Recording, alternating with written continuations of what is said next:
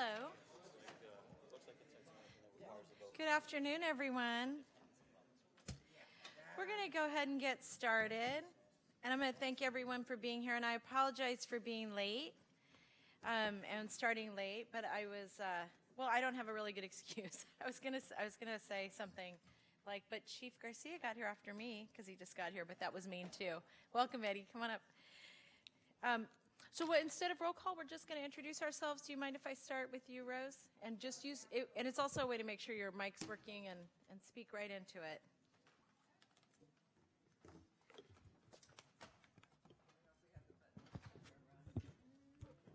Anyhow, Rose Amador, CEO, Connection to Community.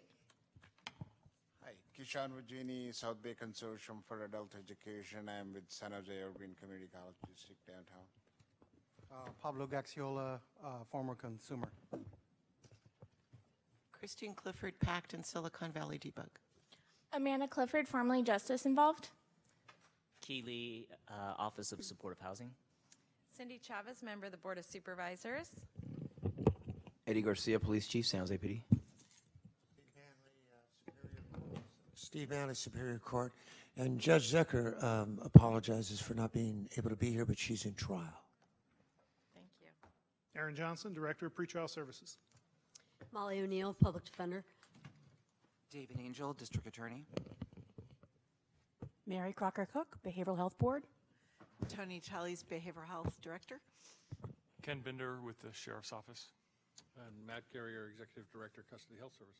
Great. Well, welcome, everyone. And as folks come in, we'll just have them introduce themselves. We're going to go right to public comment, and we're going to give each speaker today 2 minutes to speak on an agenda item that is not on the agenda. On an item that is not on the agenda, but within the purview of the committee. And I want to invite up Scott Largent and Susan Bassey. Welcome. And you each have 2 minutes.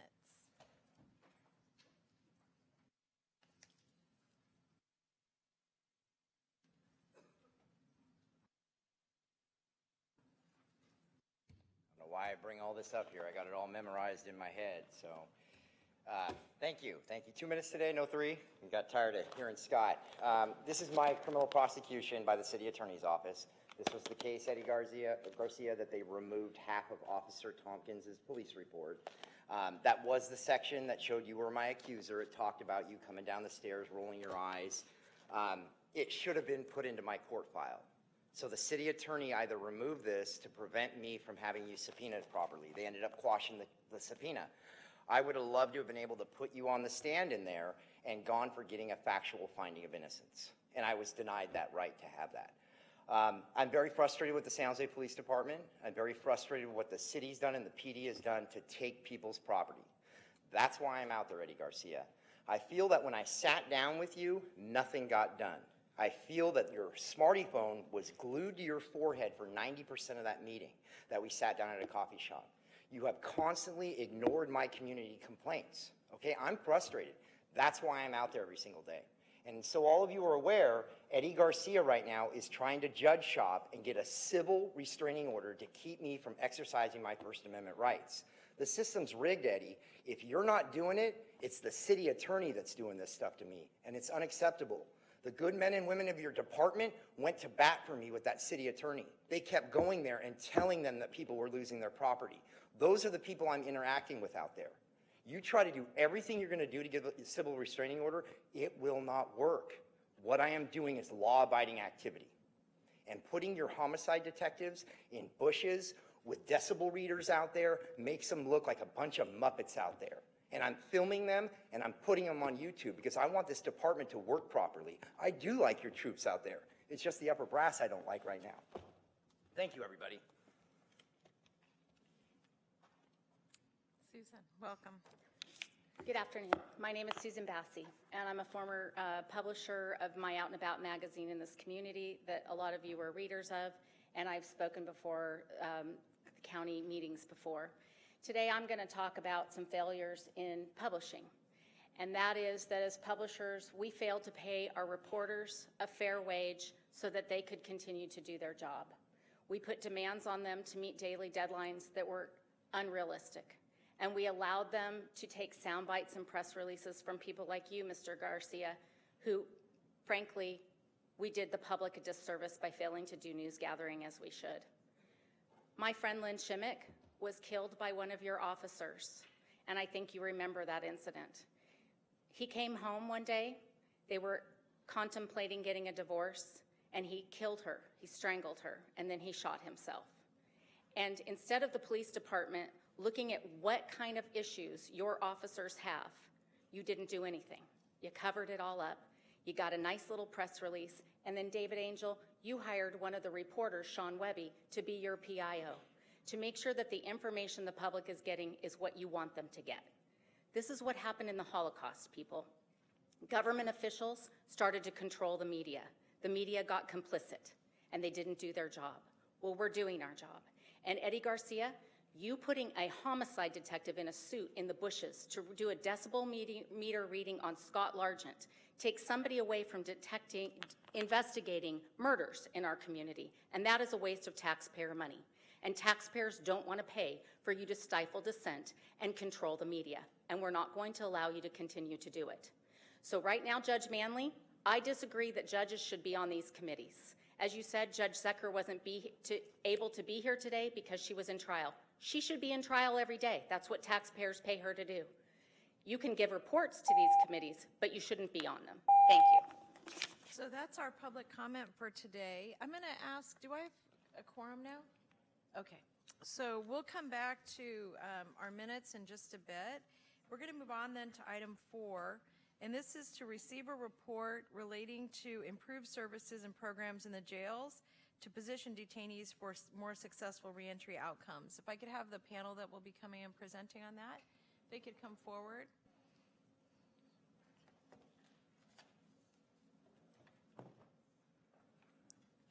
And if I could just ask you each to introduce yourselves as you walk us through your presentation would be great.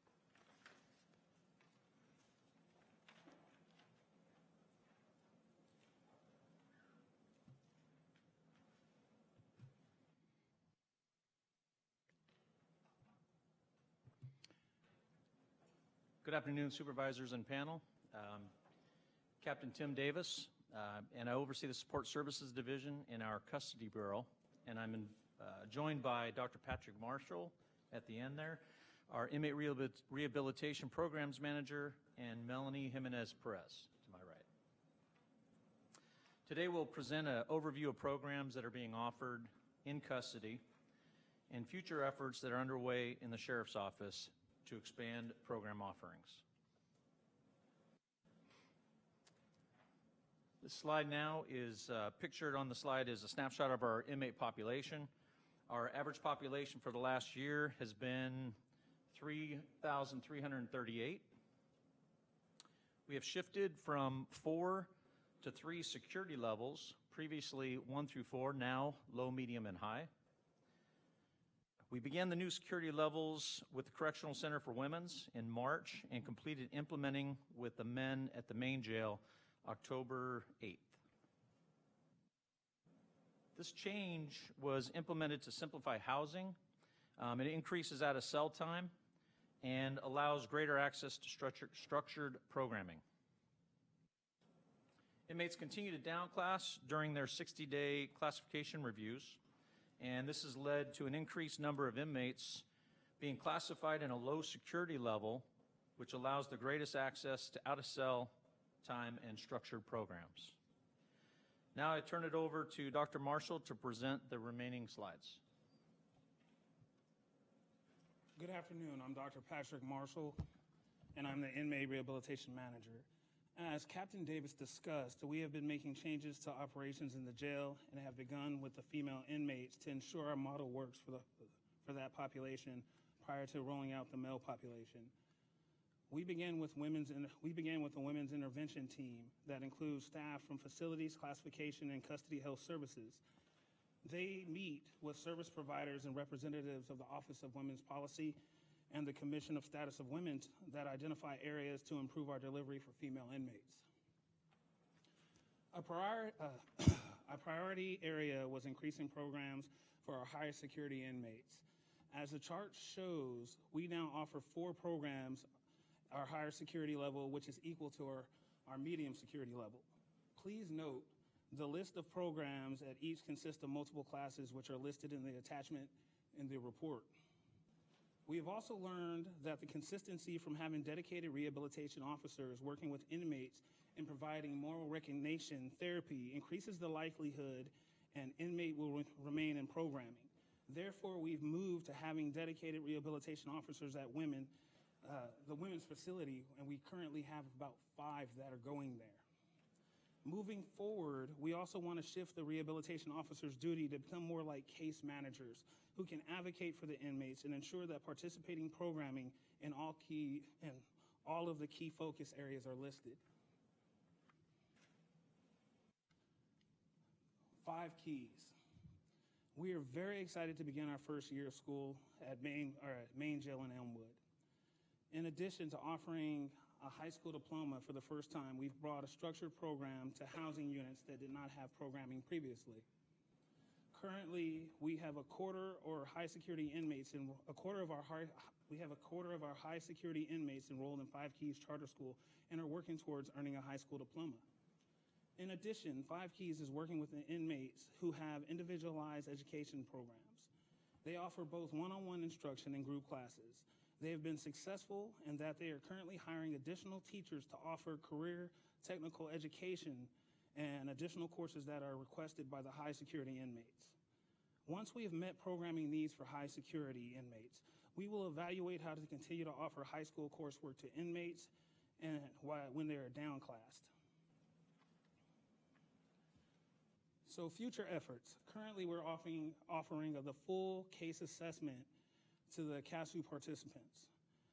Inmates entering into custody complete the risk assessment component of the case assessment to evaluate their risk to recidivate. To measure the impact of our program on recidivism, rehabilitation officers will complete the risk assessment every 6 months for inmates that are enrolled in the program.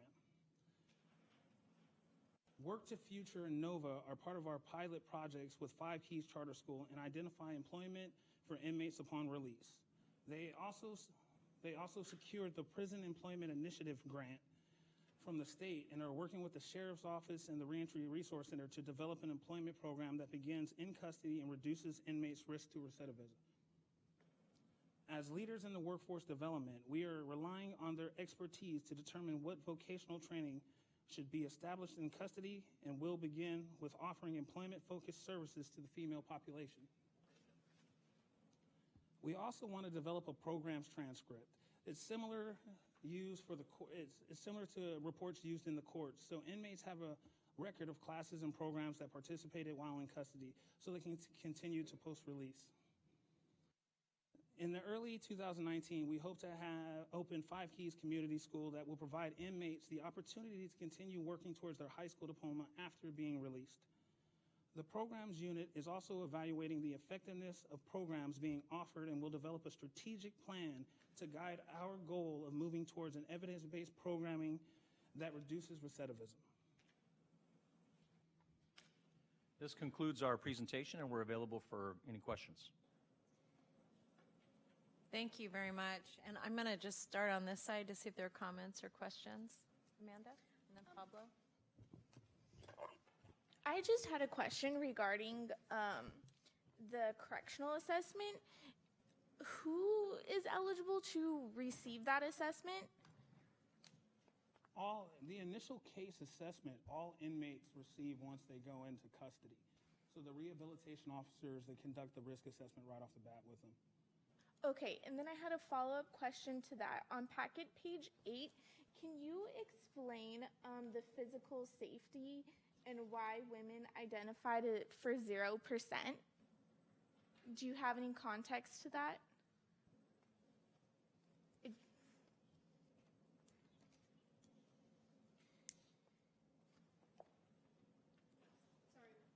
No worries. Can you give us a little bit more direction? We have just the ledge file. No, I was just wondering. Are you looking at a particular page, Amanda? Yeah, packet page 8. Okay, packet page 8. How women, that 0% of women had physical safety as an issue, Am I understanding that right? I'm just looking for more clarification behind the number.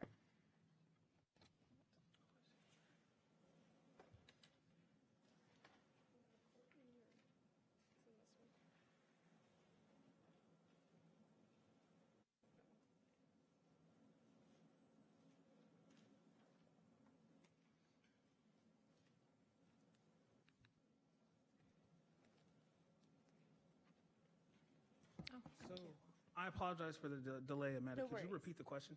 So I'm just looking for more clarification around how 0% of women had identified physical safety as a issue, or if I'm even understanding or interpreting that 0% correctly. So this case report is only geared towards CASU participants. So therefore, we have a low amount of women. So therefore, when you actually look at the sample size of it, that's why it came out to 0%. So it doesn't give you the accurate depiction of what women in custody would give you. Okay, so what is the sample size? So the sample size, let me see.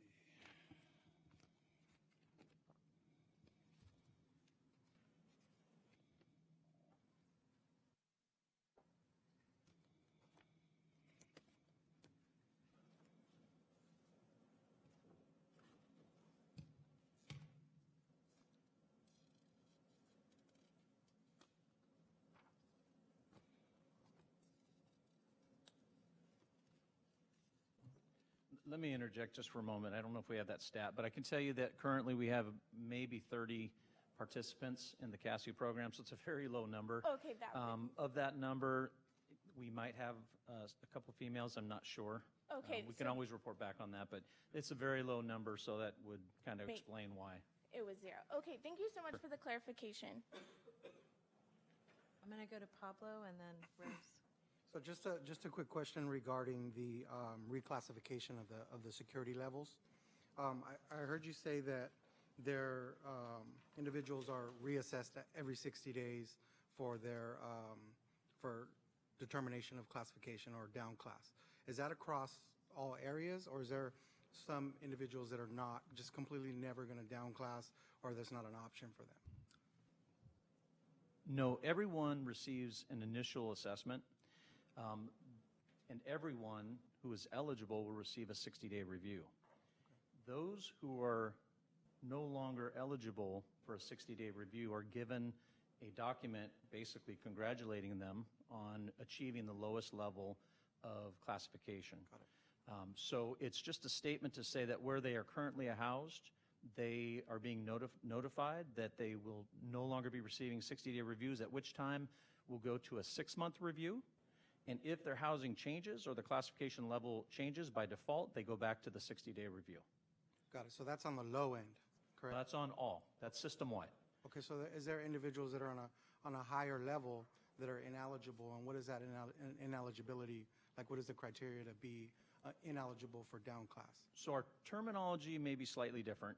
Everyone is eligible for a 60-day review, and at the time where they have reached their lowest level of classification, that's when they're noticed. So based on eligibility across all security levels, everyone is eligible for a 60-day review. Got it. So, so an individual could be downclassed from, let's say, the highest level, but their lowest level of eligibility could be a medium, and they would never go to low. That is possible. And they would receive documentation that says that. Yes, it'll be a notice. Yes. Got it. Okay. Thank you.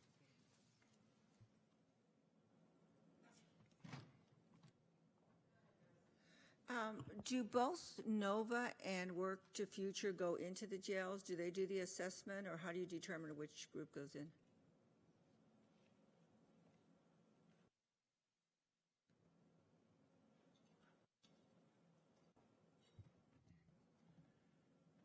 So when it comes to Work to Future and NOVA, they will be working with the rehabilitation officers to help transition. So the ROs will be the connection that really, they'll do the assessment and make that connection with Work to Future in order to help transition the inmate back into community integration with So Work it's to after Future. release then? Huh? Is it after their release then? It's going to be kind of a model where it's kind of a maybe like a kind of a track system where they're going to work in collaboration. So it is going to be kind of after release. So and they'll work in conjunction with us. They will have some connection inside custody where they're doing some type of programming with us, and it'll help with the transition. Thank you. And just to add to that, while we're working on the Prison to Employment Initiative, we do have Work to Future coming in and touring the sites and talking to the inmates before they make a decision. So before, I just want to go to Miguel just on a couple of these points, and then I'll go to Christine. Just a quick question for you, and I arrived a few minutes late, so my apologies. But I saw at the end you talked about the 5 Keys Community School, which I think is incredibly important to have continuity so folks, once they leave jail can complete their education. So I'm wondering, what's the scope of that community school? If you can tell me a little bit more about it. And do we have plans for warm handoffs to really ensure that people do continue on? I've had the privilege, frankly, of going to Elmwood and seeing some of the classes that San Jose State offers. And it's really heartening, but you start to wonder when they're released, are they really going to be able to continue? Do we help them? And what's the mechanism to make sure they're able to continue their education? So what we're looking to do is to find an office space for them to work in, and it would be a classroom space where the teacher who they've been working with can continue to meet with them once a week or twice a week, kind of wherever they're at with their education. So we're hoping that the foundation that they've built and the relationship they've built with the teacher while they're still in custody will carry over. And we're hoping to find a location that's centrally located to at least the main jails. And what's the scope? Are they able to get a high school diploma? Are they able to get more beyond the high school diploma? It's just to the high school diploma level. They would be continuing the same course catalog that they would be doing in custody once they get out. Thank you. And so I'm going to come back to that classroom space issue in just a moment. Christine? I was just wondering how long the practice of giving the initial assessment upon entry into the jail has been going on. Do you mean the case? The case, uh-huh.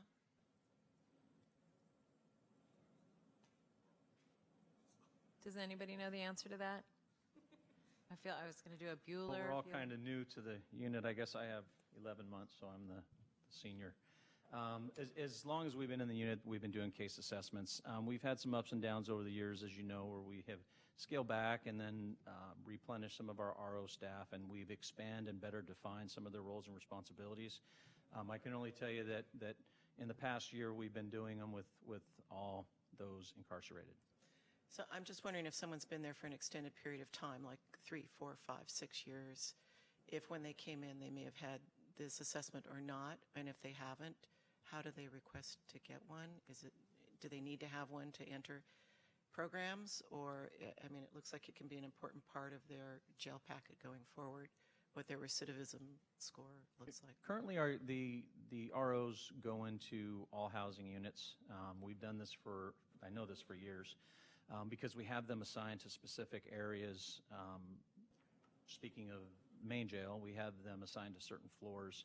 And that is their focal point, to interact either in groups or on an individual basis. But they do go in and interact, and they do have an opportunity to do case assessments. I'm going to make a recommendation on this that, especially given that you're all new, and Ken, I don't know if these are issues that you've been really deep in yourself.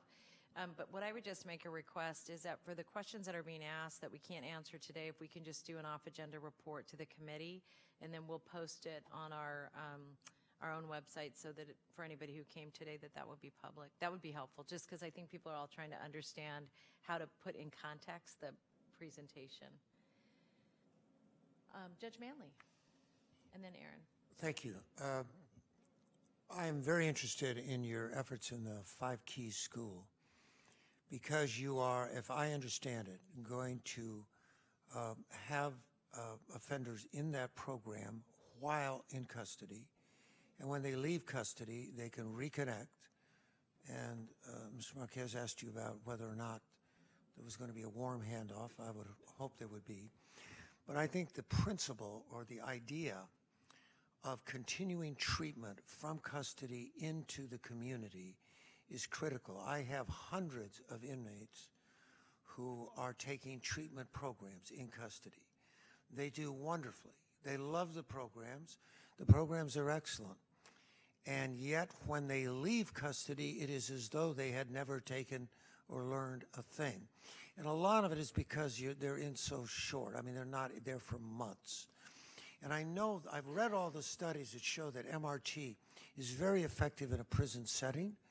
It's also very effective in the community setting. This leads up to my suggestion or question to ask if you've ever considered, years ago we did this, and this would go to Ms. Tully's down the row here. Years ago, the which was then drugs and alcohol, mental health, is now behavioral health, would actually come into the jail and teach the programs, and then those programs would carry on in the community. And I believe, unless I'm wrong, that one of the providers, Family and Children's Services, is actually offering a program in the jail. And it would seem to me it's so much more effective. I mean, the research shows this when the treatment follows the person into the community. So my thought is that if Family and Children's Services, and I'm just using them because I see the reports from them, are doing the treatment in the jail, and then they do it in the community, we have a far greater chance for success of that individual than if they just do treatment in the jail and then they get dumped into, I shouldn't say dumped, but assigned to some treatment program in the community, if you follow me. The continuum is what's important, I think, to individuals. Are you contemplating that and working with behavioral health perhaps to consider that? I mean, what I'm suggesting is you might have behavioral health run the programs, their providers, in the jail that my inmates take, offenders, and then they would continue in those programs when they left the jail. Is that a possibility? Just if I may, for clarification, are you speaking specifically about 5 Keys, or are you speaking for all of our programs? Well, this is about all their programs, okay. as I understood it. I just wanted to make sure you said 5 Keys and then you went Well, to I said I topic. like the idea that up until this date, I've had offenders who are in working on getting their high school diploma in jail. They get out and that's the end of it. Yeah, no, I understood. You know, I just wanted to make sure that they were able to respond. I just like that concept. Thank you. We are definitely starting with 5 Keys first, but with the program's transcript that we're working on, that would be part of it. So when they go to places like reentry or behavioral health, they have listed the classes they were in, where they were at, and who the provider was to help with placement with the same provider and in the same course. And one recommendation I would make on this topic, and I know, and I'm feeling badly for Javier that he's not here and he's going to get a bunch of work when he comes back, but maybe I'll just, through Miguel, make this point that I think this issue about warm handoff and continuity is one that on every single program we need to better nail down what that looks like. And so I actually think it's worth a topic irrespective of the service provision, that we just kind of wrestle that to the ground, because I think we've been kind of nipping at it, and I think we just need to cross the board, take a look at it. So I'll recommend that I'll work with staff to get that agendized. Aaron? Thank you. Thank you for the good report. I was just curious, I had a couple of questions about, since implementing the new classification system, the security level snapshot that you provided, I'm assuming by those numbers that's the entire jail population. Do you happen to know what the percentage of pre-sentence versus post-conviction folks are in regards to the security? No, I don't have those numbers with me at this time. Okay. And then with the programming aspect of things, do we have an idea of pre-sentence folks may or may not be there for a long period of time? Do we know how many of them may be engaging or eligible to engage in the programming that is offered?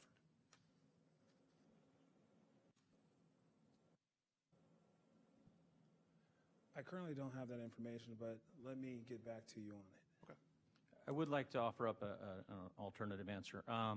So we have programs system-wide. We have it for all security levels, regardless of whether you're pre-sentenced or sentenced. Your security level, we have pre-sentenced on the minimum camp who can access programs. We have sentenced on minimum camp all the way up to the higher security levels. So that's the point. One of the points to 5 Keys is to try and access all populations. Thank you. Anybody else on this item? So so first of all, I want to thank you. I think we're going in a really good direction, and I just want to acknowledge that. And I know that these are all difficult to get going and all difficult to implement, and so I just want to add my voice of appreciation. A couple things that I just would want to hone in on for next steps. I do think the issue about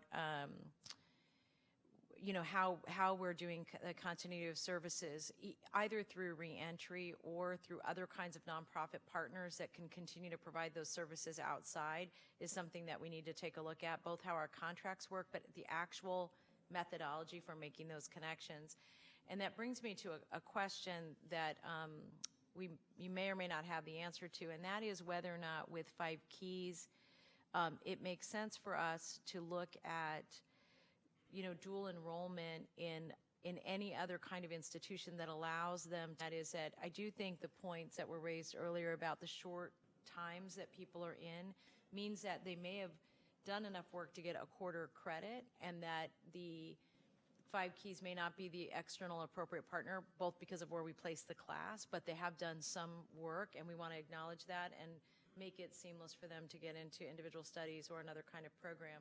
So I would be very interested in us understanding under what terms and conditions we look at dual enrollment for folks, and whether or not our educational partners can help us consider that. And then the other thing, I just want to make a point about gender responsiveness.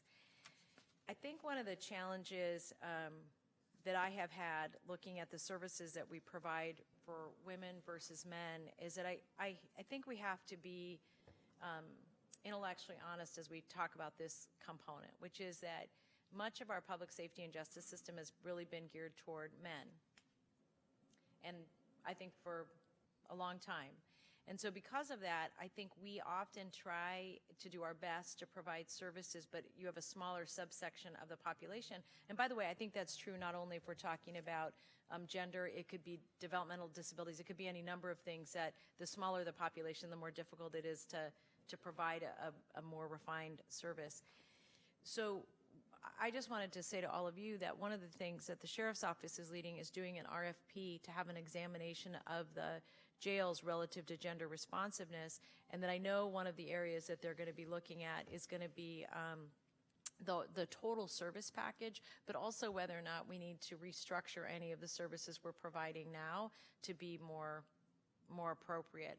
And so at some point we'll get a chance to look back at that. And Melanie, one thing that may be if you are able to do this, that I think may be helpful for the committee, is very simply for people to get a notice when we bring on that gender responsiveness consultant, and when we know some of their reports are going to be available, and have the reporting not only come back to the full board, because this is a request that I've made, but have it come back to all of you.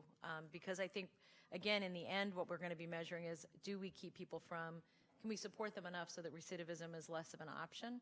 And this subgroup is one that I feel like we have more opportunity than we've really taken advantage of. And mostly, again, because the dominant culture in the jail is male. And that's an understandable thing, but not anymore, right? Like, we got to move on that. Absolutely. I'll do an off agenda just to this committee so that you guys know when someone's been selected, and then when we have a firm timeline of when they'll start, because I think a lot of the people here are going to be stakeholders that we're going to want to do a lot of really in-depth interviews with whoever we select. Great, thank you.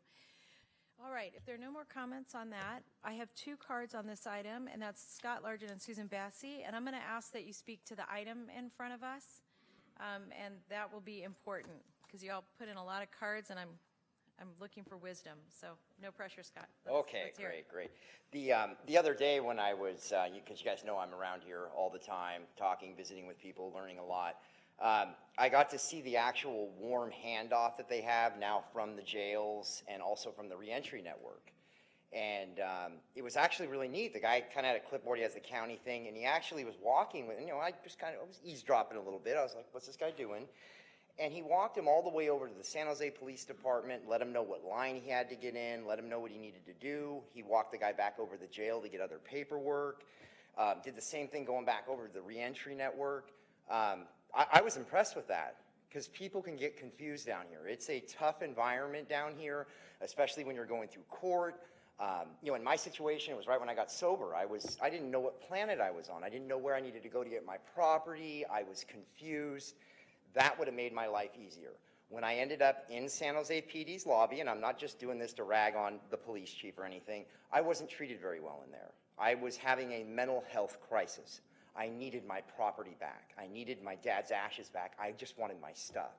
So people take that the wrong way. You know, somebody comes in there, please help me, I want my stuff, I need my stuff. I was physically thrown out of that lobby, and I hope you had an opportunity to look on YouTube, Eddie Garcia. That's what Manny Vasquez was doing to me in your lobby. That's how people are being treated. Nobody should be treated like that. I was panicking. I couldn't get my stuff back. I didn't know where my dog was at. They took my animals to animal control. I didn't know if they were gassed or not. We need to be more sympathetic to people. I also put another video online that I showed you, Eddie, when we sat down. That poor gal out here that one of your officers put in an arm lock and lifted that 400-pound girl up, that was right across from the reentry center. She was having a mental health crisis. That's a video that we can learn from. We can learn from. You guys should have blocked the street off, helped this poor woman, coached her back onto the street, and maybe you could have sent her on her way instead of taking her arm and basically half near snapping it off. So thank you. Hope that was on topic. So. That was great. Thank you.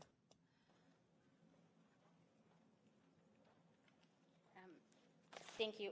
Cindy, I do think that was a Brown Act violation to cut public comment in the beginning to 2 minutes. It should have been 3 for both of us. There were only 2 speakers.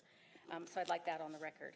I did listen to the report, and I think you continue to have the same problems. And the problems are that you're not listening to stakeholders. You're only listening to each other. You're paying for reports, and you're getting feedback from the same people you're supposed to be providing oversight for. So I'd like to give you feedback, because involved in the media, you are entitled to reporter's privilege. So I'd like to tell you 2 stories. The first story involves an ex-prosecutor's wife who was arrested after the San Jose PD decided that her husband had been stealing antiques.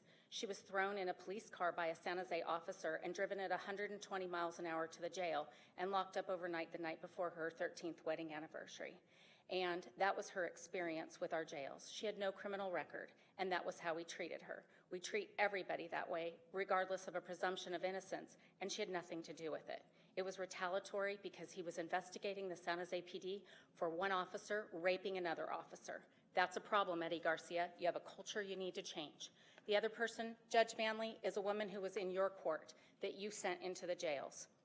You sent her into the jails because she was being labeled crazy by bailiffs and by divorce attorneys in the county who are notorious for speaking out of turn and engaging in ex parte communications with judges. She was sent to the jails. She had to spend 2 nights with women who had killed their mothers, killed their boyfriends, who had open wounds on their legs. I did an interview with this woman, and I heard her story. I didn't hear any of that reflected in this report. I heard a lot of numbers, a lot of warm, fuzzy words, a lot of language that make you all feel good that you're trying to understand what people are experiencing in our jails, and you're not. They're inhumane. Innocent people, because they were involved in a divorce, are being sent to our jails, and that needs to stop. So we're going to move on then to item 5, and this is to receive a report from the Office of the Sheriff relating to jail staff and detainee survey findings. I want to thank all of you and our panelists for coming forward, and we'll look forward to getting the off-agenda information, and we'll agendize a follow-up report. Thank you, Supervisor. I can introduce our speakers. Oh, great. Good afternoon. Thanks, the Sheriff's Office has been working with Gary Rainey since 2016. Sheriff Smith requested assistance from the National Institute of Corrections in 2015 for an assessment of our custody operations, and Gary was assigned to be part of that team. The Sheriff's Office initiated a subsequent contract with Mr. Rainey in August of 2017 to measure our progress since his initial report and to conduct executive planning and leadership development. We also wanted to develop a scientific method for measuring the climate of both inmates and our custody bureau employees. As a former sheriff, Mr. Rainey implemented an inmate survey in his facility, and in his retirement he has been working as a national expert on jail operations for NIC, the National Institute of Corrections. We are grateful for his expertise and assistance. Both Mr. Rainey and Melanie Jimenez-Perez from the Sheriff's Office will be available to answer questions after the presentation. And I will now turn it over to Mr. Gary Rainey for the presentation. Thank you, Assistant Sheriff Bender. Madam Chair, members of the committee, some of you I've met before. Thank you for giving me the opportunity to be here. As a former 3-time elected official, I'll try to keep it under 10 minutes, but we'll see. You know, I think inmate surveys are important because who's most affected by our jail is the inmates that have to live in it. And that's why I applaud the Sheriff's Office and Board of Supervisors for supporting this effort to say what is the truth about the perception of inmates. This is an opinion survey, so it is not perfect. They never are perfect, but one of the things I want to make sure you understand, on the left side at the bottom you see a systematic sample. So this is a systematic sample. It's methodologically valid, meaning that we chose every third inmate in the system to offer the survey to. Convenience samples, which have happened before, is where somebody walks into the jail facility and says, who would like to take a survey? Whenever people self-select, they usually have an agenda of either I'm mad and I want to voice my opinion, or I'm really happy and I want to voice my opinion. That's sort of the vocal minority, and it's important to catch all of those people in the middle. So for our survey, if you look down the right side, there was 3,227 inmates the day that we gave this survey. We invited 938 inmates to take it. 563 responded with a survey response rate of 58%. That is very high, and I think the way that it happened, we had a number of volunteers, including Mr. Hansen, who's here in the audience, who assisted us in going around to all of the jail facilities over 3 days and offering this. You wish everybody would take it. They have different motivations for those few who did not, but the confidence level, if you've seen it before, you usually see a confidence level of 95% with a margin of error at 5%. Our margin of error is 3.75%. So we're very proud of that. The most important question in this is fundamental safety of the inmates and how do they perceive the safety in the jail. This represents all of the jail, 551 inmates responding to that question. This is a very good score. Okay, there's a lot of bad jails in the United States. Almost all jails in the United States have the opportunity to improve, and so does the Santa Clara County Jail. But this is a very good score and something that you should be proud of. As a sampling of the questions, so the highest rated question was the rating the behavior of other staff. That's represented in the top right corner, and you'll see the results of all of these questions shortly. But the breakdown, we asked for very good, good, okay, poor, or very poor, and also represented those answers with an emoji, which is the proper way for those who might be literally challenged to be able to offer them a response. Whenever somebody needed an interpreter, we offered them an interpreter. There was nobody who was excluded from taking this survey because they had some personal struggle to complete it. In the middle was programs to help you. Again, you'll see the overall response. I won't spend much time on this. And recreation and out-of-cell time was down at the bottom. Commissary, of course, we can never have enough goodies to eat. Let me jump forward. So they asked the question, what is the worst thing about being in the Santa Clara County Jail? The answer is represented in the top of this. Food, that's not too unusual. I mean, that's really a matter of the sheriff and the Board of Supervisors. The funding of the food, could it always be better? Absolutely. I don't have a personal take on the comment, but that's not an unusual. It's not unusual for the lowest rating in a jail to be criticism of the food. Not enough out-of-cell time, again, something they would always like to have. Being here, that doesn't do a lot of good for us. In medical, again, you'll see the ranking. The best thing, again, keying off the conversation that you just had, was the programs. I think the programs are a work in progress from my perspective, but they're headed in a very good direction, and absolutely some of the comments that were made so critical to those inmates being successful after they leave the jail, so I applaud you for those efforts. We separated Elmwood, the main jail, just you can look at it. One of the things about this which was unusual is the consistency across the responses. Behavior of other staff, so that was the highest rated response to those programs, health staff, non-badge staff, that's what that ranking was. Commissary, there were some changes back in 2016 commissary that made it a lot more available, so you can see the good benefit of that. Behavior of deputies ranked as the third highest score. I think that is commendable. There's still room to improve, absolutely. Mental health services programs, I won't read them out loud, you can see them for yourself. Again, we usually see variations in this. The only variation we had was in the grievance system. I think that's also been a struggle and a work in progress, both with the food and the grievance system being rated low. There's opportunities. Food's a matter of resources. The grievance system, and the vast majority of grievances, I'm sure you probably know this, are medical grievances. I think if you wrap those two together, that's something that there's a real opportunity to improve from an inmate's perspective. Male versus female responses, again, the biggest difference, which was not a significant difference, condition of the jail building. That lower score in males tends to reflect, if you're familiar with Elmwood Barracks or what's called the camp, the conditions there are very poor. It's dirty, it's crowded, it smells, there's rats, there's ants, and that received quite a low score. By classification, so we did this was under the 4-tier classifications. We're separating those 4 tiers, housing areas, and I just put those in simple terms. So do you feel safe? The highest group that reported feeling safe was the high-risk women, or those at the highest level of classification, down to the lowest at medical and mental health. I should stress that the survey is meant to do 3 things. One is to first give you a snapshot of what the perception was during the 3 days we took this survey. The second, and more important purpose, is to set a baseline of data so that you can come back 9 months or a year from now and say, if we want to change the grievance system, or if we want to change medical, or we want to change the perception of safety, you can actually measure and put data to that so that 9 months to a year down the road, we can look back and say, did that improve? And if it improved, why did it improve? If it didn't improve, why didn't it improve? The third thing it does, and this is the very most important, is it generates conversation about why. That's a very intentional part of this conversation. So when you look to medical and mental health, that's a very vulnerable population in those housing areas, and they have the lowest sense of safety. Is it low? Not compared to some jails, but would we all like to see it be higher? Absolutely. That could be a conversation, and further drilling down of working with those inmates to say, why is that perception, and what could we do to improve that?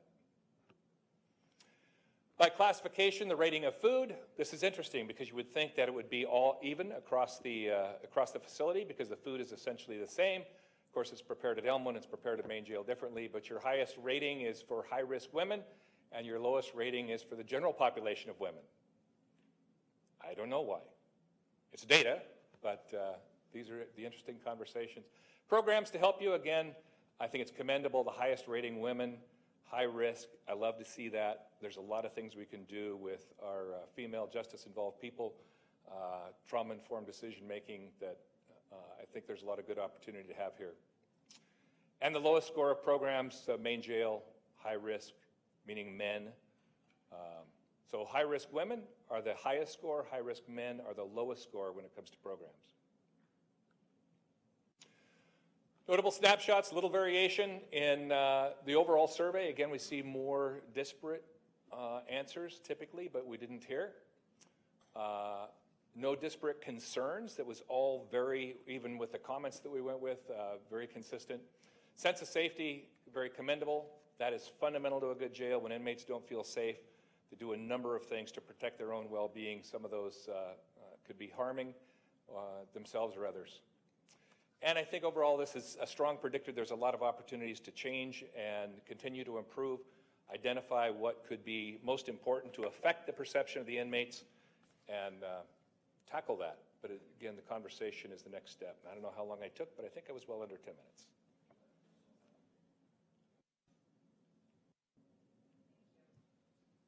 So I want to see, Pablo, are you ready to go already? Go ahead. I was just going to say, first of all, thank you for the report. And the other thing I should say is he was sheriff of his county in Boise 3 terms, so he knows of what he speaks in terms of being a recovering elected official.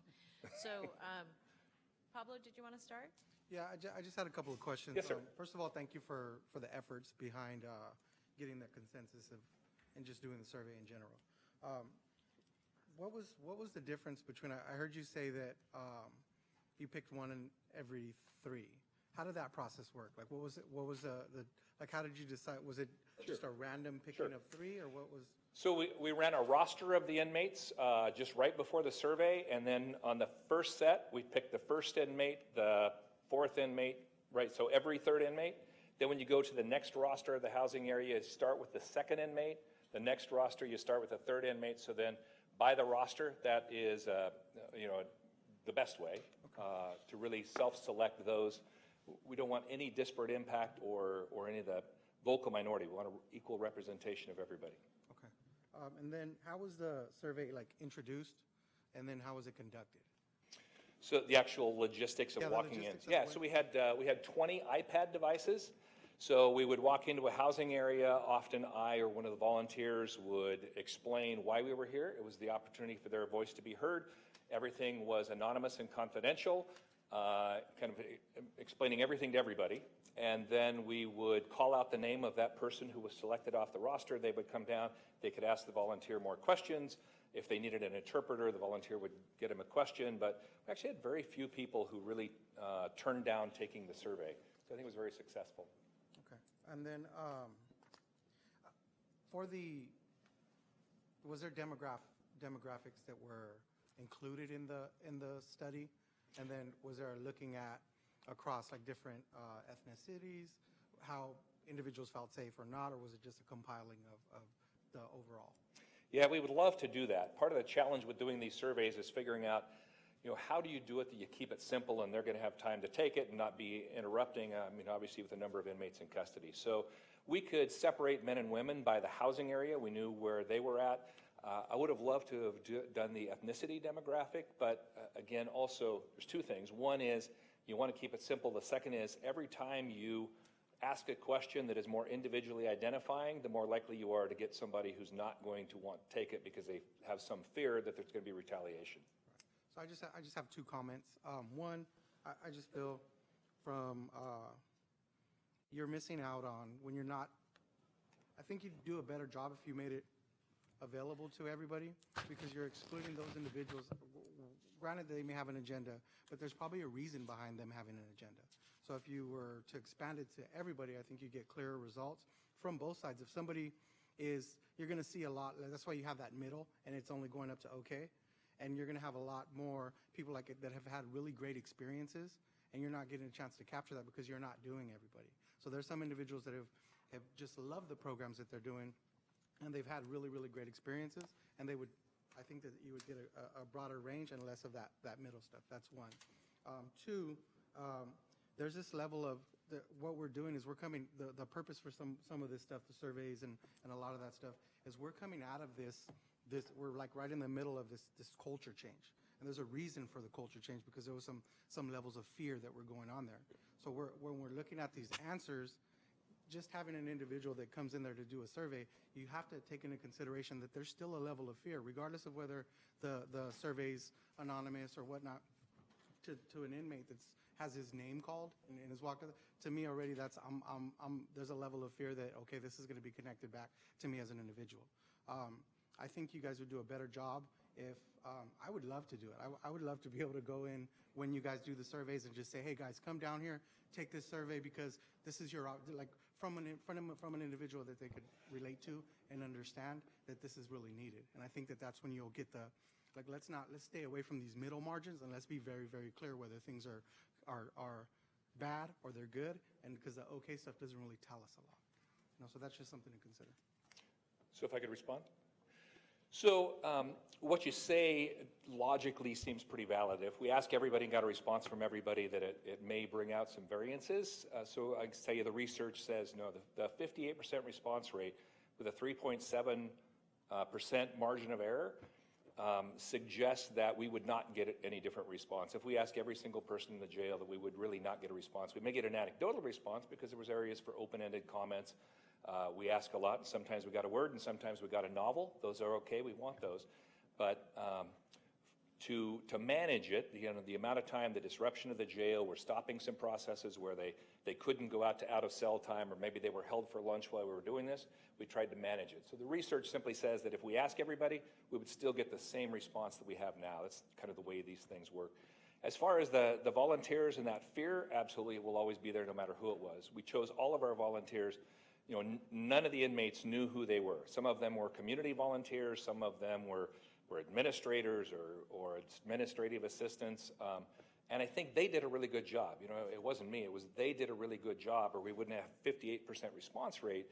And what I saw was the inmates were very willing to step up and say. So I think that fear is always there. I think we need to recognize it. You're absolutely right. I think we did a good job of overcoming that fear this time, as demonstrated by that response rate. Because when other people send these out, they love to have 58% response rate. Thank you for your comments, though. Oh, okay. Well, thank you. So I just had a few recommendations. My first is on packet page 34 when they asked how would you rate the items below. I felt like, at least in my mind when I was interpreting this, is that it had this underlying assumption that they were able to access those programs. They were able to access dental or mental health programs. So moving forward, I would really like to see if they could rate the access to it, like meaningfully access it beyond just an inmate request form, for example. And then, so I spent 2 years in custody, and for me, when I saw programs, I associated it right away with unstructured out time. So programs that helped me when I was reading it would be like, oh yeah, taking a shower would help me. Oh yeah, calling my parents would help me. So kind of identifying maybe those little nuances going forward. And yeah, those were my 2 comments. Thank you. May I? May I respond, Madam Chair? Oh, yeah. Oh, Sure. I think those are both very good. California is an unusual state, and you call programming out of cell time. Nobody else calls out of cell time programming. I think those are both good comments. Thank you. Christine, did you want to add something? Oh, go ahead, Amanda. Did you have something else? Yeah, I just had one point that I also wanted to bring up is, have you considered asking the inmates or formerly justice-involved folks about questions that they would like to see in the survey? Has that ever been considered? So it's always an option, but it's not methodologically valid, because that's when you come back to sort of the agendas. We want the baselines of data that are going to have those conversations. So what I would like to see this happen with this is that whoever's responsible, certainly the sheriff's office for one, but others being involved, come back and saying, what can we really affect? And then, again, the most important purpose of this is generating the conversation. Inmates need to be in that conversation. Sheriff's officials need to be in the conversation. Programs needs to be in the conversation. And that's drilling down to that level of detail that then we can make action out of. This shouldn't be just information. This should be action. Thank you. Christine, did you want to add? Yeah, I do. Hi, Mr. Rainey. How are you? See you again. It's good to see you. I'm a fan of this survey, and I first was introduced to this survey by Mr. Hansen when we were in Blue Ribbon Commission, when we were seeking instruments that sort of were a temperature taker for the jails.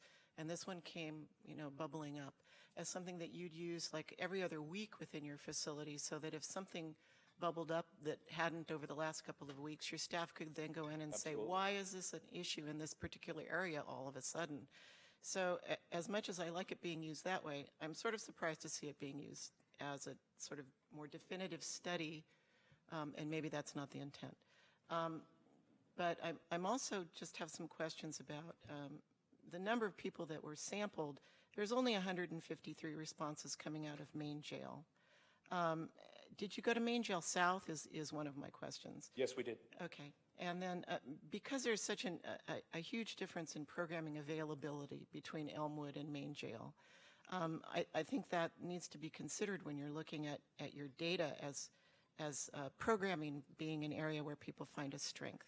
And I agree with you, programming to me means structured programming. It means classes. It means anger management. It means parenting. It doesn't mean coming out of my cell to take a shower. So if somebody said, how's your programming, and their only experience with that word is it means I get out of my cell to take a shower, I don't think that that's captured in your survey.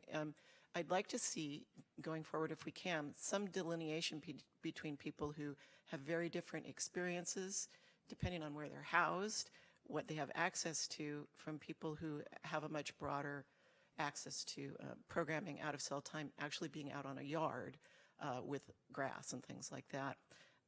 People who are in high security areas don't have those options and may have a very different reaction to the word programming. And I'm also just would like you to respond to why there were only 153 out of Maine jail. But I guess I'm glad this is a start, and I'm glad that you're here, and I'm glad that this work is being done. But just us as a community, when you look at the Elmwood versus Maine jail statistic, sort of no one's response goes beyond that it's okay. And okay isn't okay for us. We need to be much more vigorous in getting an environment and a culture where the people who are responding to this survey go way beyond okay, no matter where they're housed. So I'm hoping this is a good jumping off point to get that input from the detainees about how we can improve what's going on inside to get beyond okay. So thanks. Good goal. Let me just give you a little of your first comment about history and where I think it should go, and then I'll turn it over to Ms. Jimenez. So when I started this in my jail, it still had to be paper and pencil. And you can imagine somebody putting a paper and pencil in front of an inmate and standing there watching the response. But, we started small and it grew over time. We were able to grow to the sophistication where an inmate on a regular basis would just get called to a kiosk and they could walk up. They knew nobody was around them. They had done it enough in the jail. They were comfortable with it. It needs to grow, and it needs to grow for the Santa Clara County Jail in the right way. So often we get too much information. We overwhelm. At one time, in my intake process, we were asking 73 questions at intake, and it was just confusing the arrestees. We need to make sure that the data is purposeful to us, that it's meaningful, and we can do something with it. But it has to grow over time as to both logistically and what's needed here. So let me turn it over. Yes, the only thing I wanted to add to that is we have taken his recommendation to get the next one done within the next 9 to 12 months. But our long-term vision is to kind of use it the same way, and we're hoping that tablets will ease that for us. I know it was very difficult to get enough volunteers to get through the first survey. We're hoping we only have to use volunteers one more time, and then we'll have tablets. And so then it's an issue of the inmates are familiar with the process. It shows up on their tablet one day. They can choose whether or not they want to fill it out, and then it goes straight to Gary to do the data crunching. And let me just add one more thing, just from a historical perspective. So the reason we did this survey was at my request, because those of you who were on the Blue Ribbon Commission remember that we had hired a law firm just to go interview everybody who would talk to anybody. What my intent was to collect essentially a climate survey that we would be able to look at year after year to better understand whether or not all of the reforms that we were really trying to make had an outcome. And as a matter of fact, I'll just add one other thing relative to that, is that so for me, I'm still thinking about the very best way to get that data, and I think this is one really good way.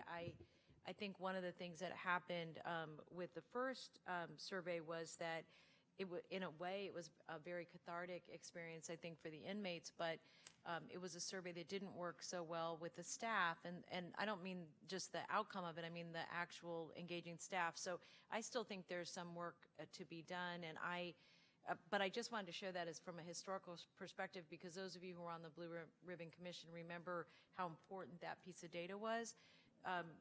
Wanting to make sure that we had an objective way to look at our work was really critical.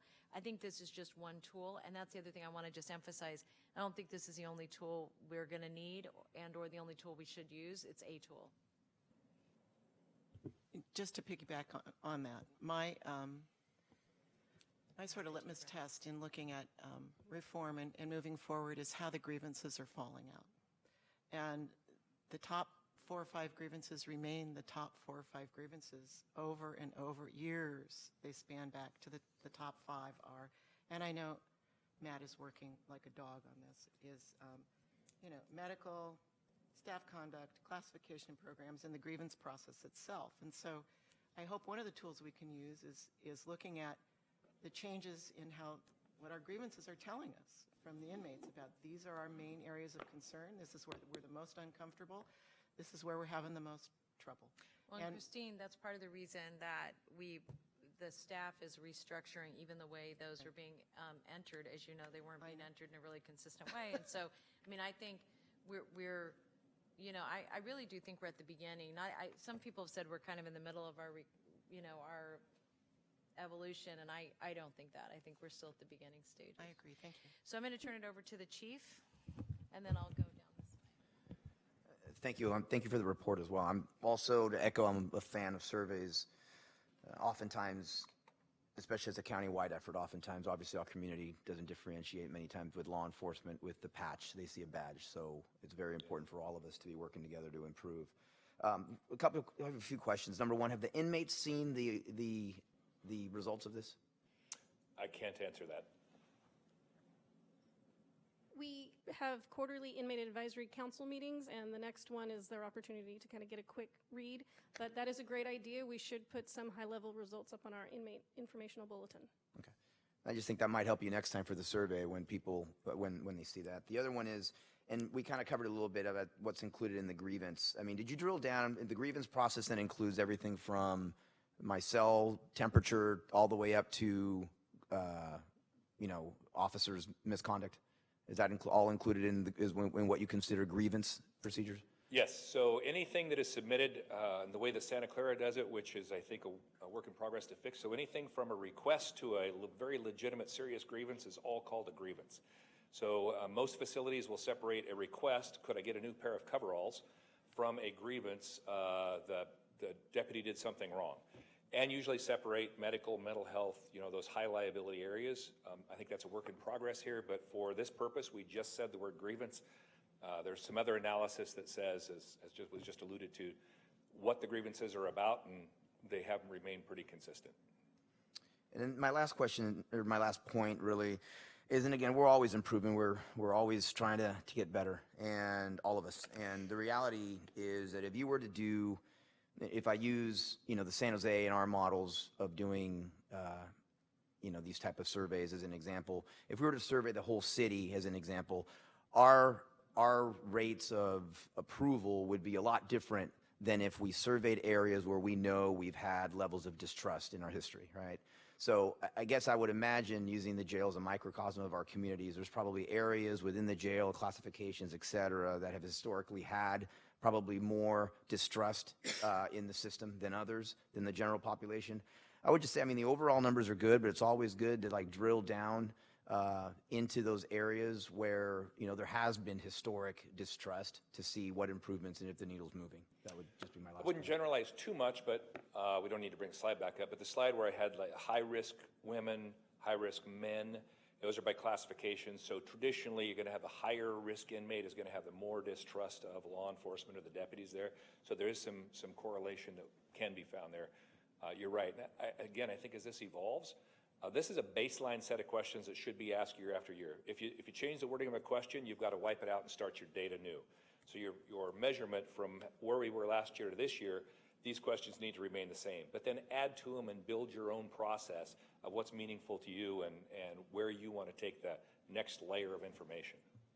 And again, I'll just finish. You never know where you're at until you ask the question. So I really want to congratulate you, and Ken, it's a very good jump-off point. And I'm sorry, I just want to pitch tablets again. If we do have tablets, that's one of the things that we hope to be able to do. If someone selects that they're in one of our high-security housing areas, it may populate different questions specific to that area. Molly? Thank you. Thank you for that report. I like surveys also, and it was interesting and maybe a little surprising too. I wonder if you're going to be involved at all in follow-up steps with the jail to correct the top 3 items.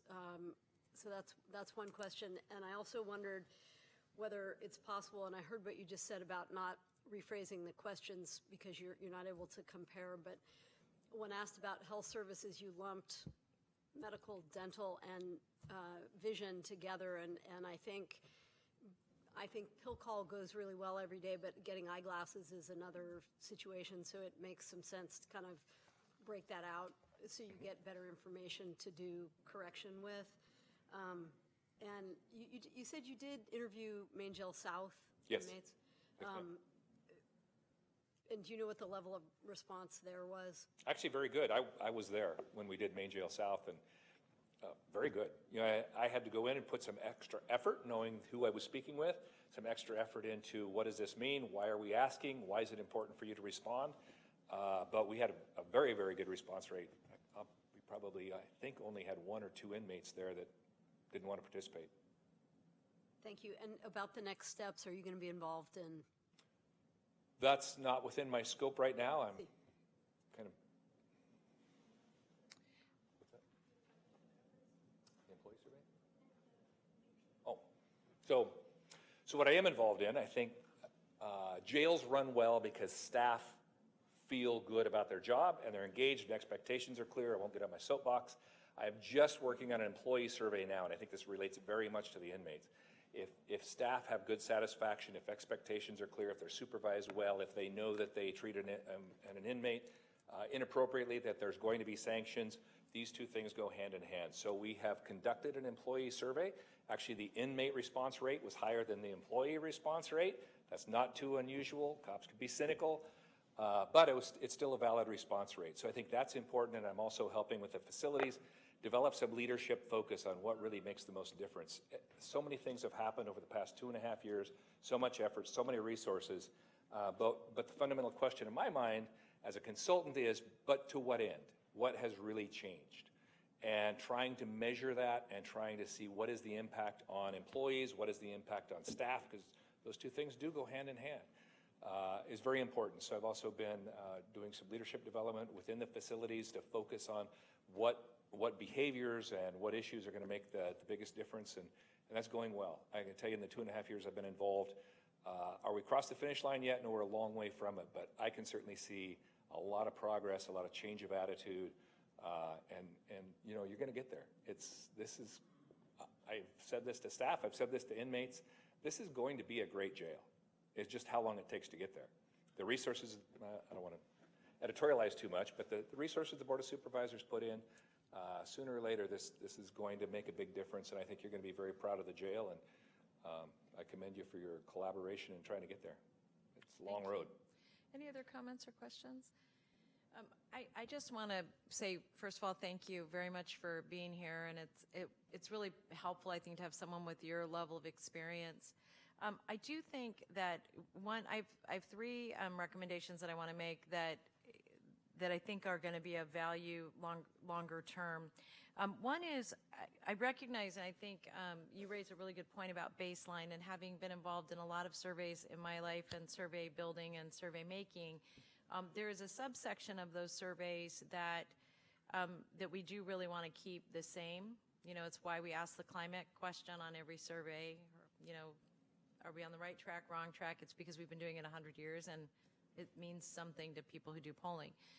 That being said, I want to just reiterate the issue relative to how we customize the poll for the outcomes that we want, because the one challenge we have here is that we have a set of outcomes that we've set goals for ourselves in terms of how we want the jail to function, the experience we want people to have, and frankly, even some goals we're setting relative to literally out of cell time versus programming.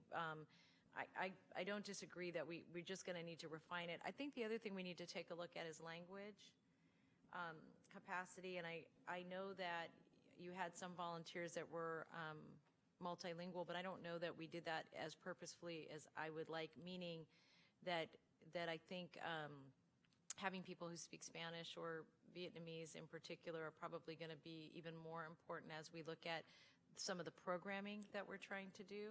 I think that will have a big impact.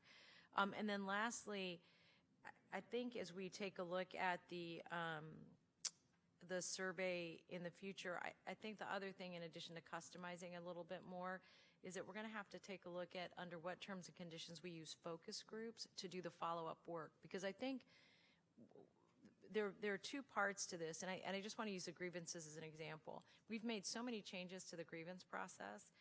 For one, categorizing it at all, right? 2, being able to put some things on computer that we're still kind of manually putting together that we know will be computerized in the future. That's going to allow us to refine how we look at grievances in a much more in a much more finite way than we can do it today. And that may have other kinds of impacts. So, for example, as we're looking at programming, is it appropriate? Do women think this is helpful to them being better parents? And what's our evidence of that? And same with men, because we're doing parenting classes for men, but for our mental health services programming, we're doing some slightly different methods of programming for women than we're doing for men. So in any case, that may require focus groups, and that's something I want us to take a look at. And then I think every 3 or 4 years, we're going to have to toss out the plus or minus 3%, and we're going to have to go deep into the jail to have conversations with people. And I'm suggesting that because one of the things I thought was most interesting about this document were actually the recommendations people made. I mean, besides having better food, it seemed like just like a, but they're not wrong. Like we get complaints, and food makes people stressed out when it's not good, and then they're relying more on the commissary, which is terrible. I mean, you know what I mean? It's orange fluffy food, like it's cheese or not cheeses. What's the Cheetos. Yeah, thank you, Aaron's like, what are you talking about? I don't have those for lunch. But you know what I mean. So anyway, those are all things that we really need to take a look at. And the reason that's so important is that's based on a county policy that the food's kind of crummy. Ken Yeager. So, okay. So thank you. Thanks very much. We're going to go to the public comment. And thanks again for your service. And we have 2 speakers on item 5. And this is, actually, I think we have, Susan, I'm assuming you put in a card. I may have misplaced it. So, and then Scott, in either order.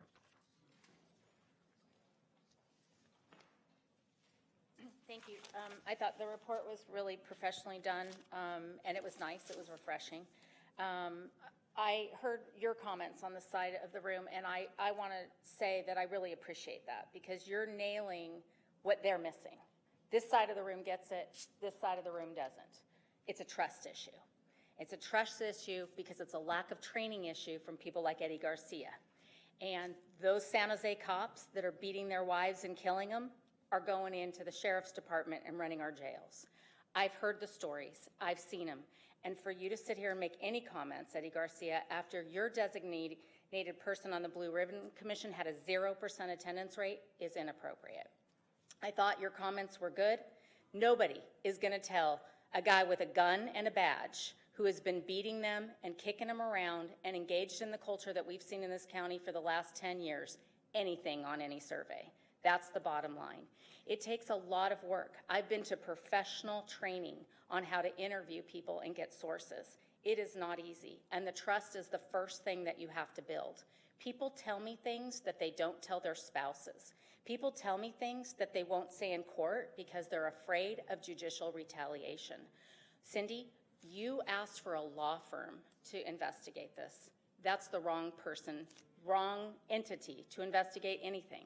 We have too many lawyers in this county, and the culture of them running around like David Angel and Admir Alum and everybody else talking about who's crazy and talking about who shouldn't be here or there, who has rights, that's not going to get you any solid information. So if you want to hear what you want to hear, hire the law firm. There is no attorney-client privilege when they're seeking information. You don't need a law firm. It's too expensive, there is no trust, and you're not going to get the information. So if you're really interested in doing this and improving this, don't put the financial burden on the sheriff and then run after her for overspending. Do your job and get neutral people that aren't going to give you the answers you want to hear. Thank you.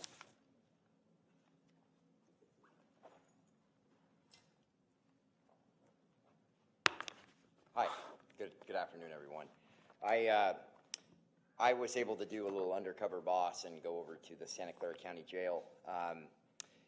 Recently, when I was protesting out in front of family court, I was arrested using a little kid's megaphone. I wasn't blocking a sidewalk, and our presiding judge ordered me to be arrested. So they threw me in the Santa Clara County Jail. So it was pretty interesting. I enjoyed seeing things that had changed down there, but I had different treatment in there. It wasn't the normal, just go through the process. They stuck me way in the back. They turned the air conditioner up really, really high. They kind of waterboard you with the air conditioner. I was fortunate enough during that visit that all of a sudden, knock on that door hit, and all of a sudden, the deputy told me that I was being released immediately. And I was like, this is pretty cool. Signed the little document. Bam, they got me out of there. And I was pretty shocked that Lori Smith got me out of the pokey pretty damn fast. And I was pretty excited about that because I have been pretty critical of the Sheriff's Department for a long time, but she still protected my rights. Now, the other time that I went to the jail, your upper brass, Eddie, put a lot of different things on the charging documents that really started to make my life difficult, and it was right around Christmas time. They applied bail. Okay, I didn't have that money, bud. So they applied bail, they put will reoffend, they were sending me out to Elmwood, they kept my cell phones, they kept my property, and the charging document had some really nice language pertaining to you and what you wanted to do to me, which was really strange that they would allow that stuff to happen in a jail. You did pull strings to make my life difficult. And I don't think that's right, I really don't. But I like to see the changes in the jail. I think it is neat. I wish you'd get more feedback from the public. I do like that Ron Hansen, when I hear Ron's name involved with things, it kind of puts a smile on my face. It makes me realize that something's being done right. I like to hear that, because just hearing it normally from this man, I don't know. But I like it when Ron's involved, so thank you. Thank you. So we're going to move on then to item 6, and this is to receive a report from the Office of Pretrial Services relating to the introduction of a new pretrial assessment tool and implications of Senate Bill 10. Aaron? Thank you. I'd give my assistant just a moment to come down and get started.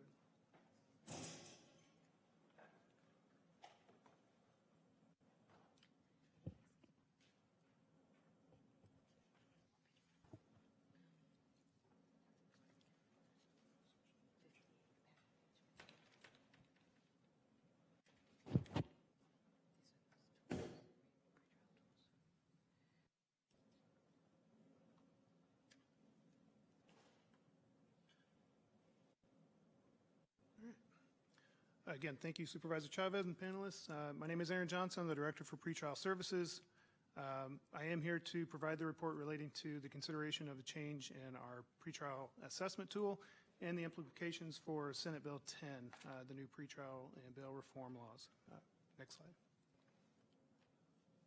So the Santa Clara Pretrial Risk Assessment Instrument has been in use currently since 2013. We've used the same assessment tool for the past 5 years, with great success and increasing releases safely. We started looking at the possibility to revalidate or changing the assessment back in 2017, as evidence-based practices indicated you should revalidate tools every 3 to 5 years based on community population change and looking at the most up-to-date research in the field of pretrial assessment. This included looking at other assessments like the Virginia tool, which the Santa Clara County model is based off of, the Colorado tool, and the Laura and John Arnold Foundation's Public Safety Assessment, or the PSA. We found the PSA to be the most robust, and it should be noted that the PSA tool was created by Luminosity and Maria Van Nostrum, who is the most prominent assessment tool researcher in the country. She was also part of the creation of the Virginia tool. We contacted the states of Kentucky, New Jersey, and Arizona, and some of the other counties like Yakima County, Washington, as well as other jurisdictions around the country that were currently utilizing the PSA, as well as Santa Cruz and San Francisco locally, and received good feedback in the use of the tool. Finally, we consulted with our national partner, Pretrial Justice Institute, who also spoke highly, and as well as some of our own stakeholders here when we presented some of this information about the violence predictor scale and its release decision framework. Next slide. So the PSA was developed on comprehensive research. This research was designed for the PSA to use the largest and most diverse set of pretrial records assembled to date. That's 1.5 million cases from nearly 300 jurisdictions across the United States. Using this data, the researchers tested hundreds of correlations among different risk factors and pretrial outcomes. The research indicated that the criminal history factors were the strongest predictors of the overall pretrial success and failure. Factors such as prior conviction, prior failure to appear, and pending charges. With our current tool, we do have an interview process. The PSA is actually designed to be able to be conducted without an interview. However, as we'll touch on in a little bit, there are a couple of other things that we are compiling as far as information that we're sharing and our outcomes that we may continue to do a smaller interview at this time. Next slide. So here's a list of the different jurisdictions. Like I said, the PSA has been implemented in dozens of state and local jurisdictions. And as I stated before, it's currently being used throughout the entire states of Kentucky, Arizona, and New Jersey. As you can see from the list, it is used in many counties nationwide. 2018, they are slated to have more than a dozen more additional local jurisdictions start using the PSA tool. Next slide. I'm presenting the actual tool and risk factors here. These are the 9 factors that research showed were the most predictive of the 3 pretrial outcomes as far as failure to appear, new criminal activity, or new violent criminal activity. As you can see, not all the risk factors are used to predict each individual outcome. For example, only 4 of the 9 factors are used to measure a person's risk of failure to appear. Some of those same factors, as well as others, can predict, has been shown to predict new criminal activity or new violent criminal activity. Next slide. The implications for Senate Bill 10, the new law will be effective at this time as of October 1st, 2019. Some of the major components that we noted, that it eliminates monetary conditions of release in all circumstances. So any conditions of pretrial release will also be imposed with, or must be done in the least restrictive manner based on the individual circumstances. Creates a preventative detention process that allows the prosecution to file a motion to detain an individual in jail. This process includes timelines for a hearing on the motion, victim notification and input as to the release and detention decision, and an appeal process of any judicial release or detention decisions. It also specifies a cohort of misdemeanants who must be released within 12 hours of arrest, with specific exceptions, including but not limited to domestic violence type charges.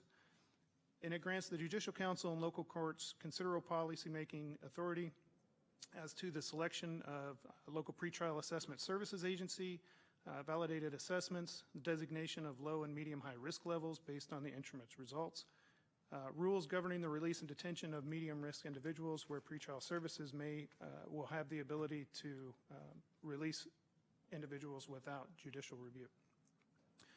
Senate Bill 10 requires that the agency contracted and funded to provide the assessment services have experience employing police officers such as probation, and makes probation departments eligible for funding for the supervision.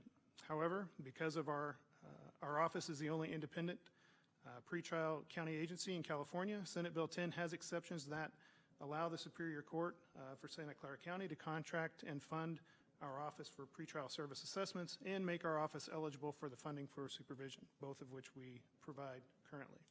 Next slide. We currently comply with many aspects of Senate Bill 10 as the new law was based on our current process, such as the use of a valid assessment, providing the assessment and least restrictive recommendations to the Superior Court, providing supervision of clients in the community and referrals to services needed, and reporting out our measured population outcomes to the Public Safety and Justice Committee.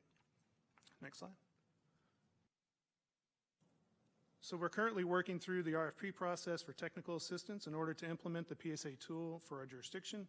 We are also incorporating updates to our production system and policy and procedures to ensure that they are compliant as the process through decommissioning CJIC and the new laws. Next slide. In closing, the California Bail Agents Association started a campaign to put a referendum on the November 2020 ballot to overturn Senate Bill 10. They need to submit a petition with nearly 366,000 registered voter signatures by November 28, 2018 to be placed on the ballot. If they are successful in obtaining the needed signatures, Senate Bill 10's implementation will be postponed until at least the ballot in November of 2020. So that is still yet to be determined. And with that, I'll take any questions or feedback at this time. Great, thank you very much, Aaron. Tony, did you have a question? We're looking on the behavioral health side, we're looking and have also conducted a national search on assessment tools, and this came up in our conversation. So is this only being used by pretrial? Is that something that we're using, and is there anything similar to this in custody for clients in terms of what their likely recidivism might be? I'm just curious when I'm thinking as a system and a continuum, and I'm really, really interested in what you're doing with this tool and how we might use it in other areas. I'm aware of some behavioral health type assessments, but I don't know, not specifically from this foundation that I'm aware of. No, I'm thinking more about how do we connect the dots with the PSA, which is really looking at criminal history and potential criminal behaviors or recidivism. And from our perspective, we're looking at what are the indicators from a behavioral health standpoint, but because we're talking about either a jail diversion or a post-justice population, one of the things we're really, really interested in is what's happening on the public safety side that is assessing as well. Does that make sense?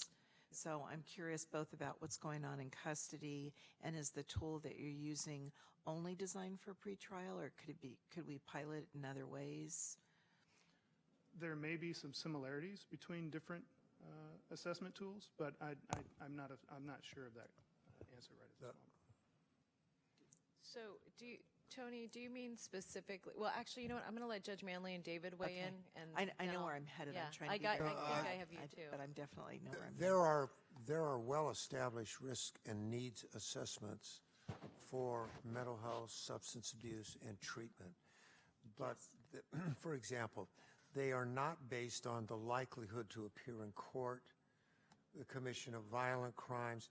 The risk is to commit any offense at all, and it does not relate to public safety. And there's a big difference, in my mind, always between the tool that Erin's talking about and these that we traditionally use in treatment courts. So I can refer you to many of them I would. that have been We're around. really doing quite a bit of research Good. on this, and we want to connect the dots between what has been effective in the public safety world with the work that we're trying to do as a system through a continuum. So I'd love to talk to you about that, Judge Manley. And I would just suggest, I'm sorry, David, go ahead, then I'll make my suggestion.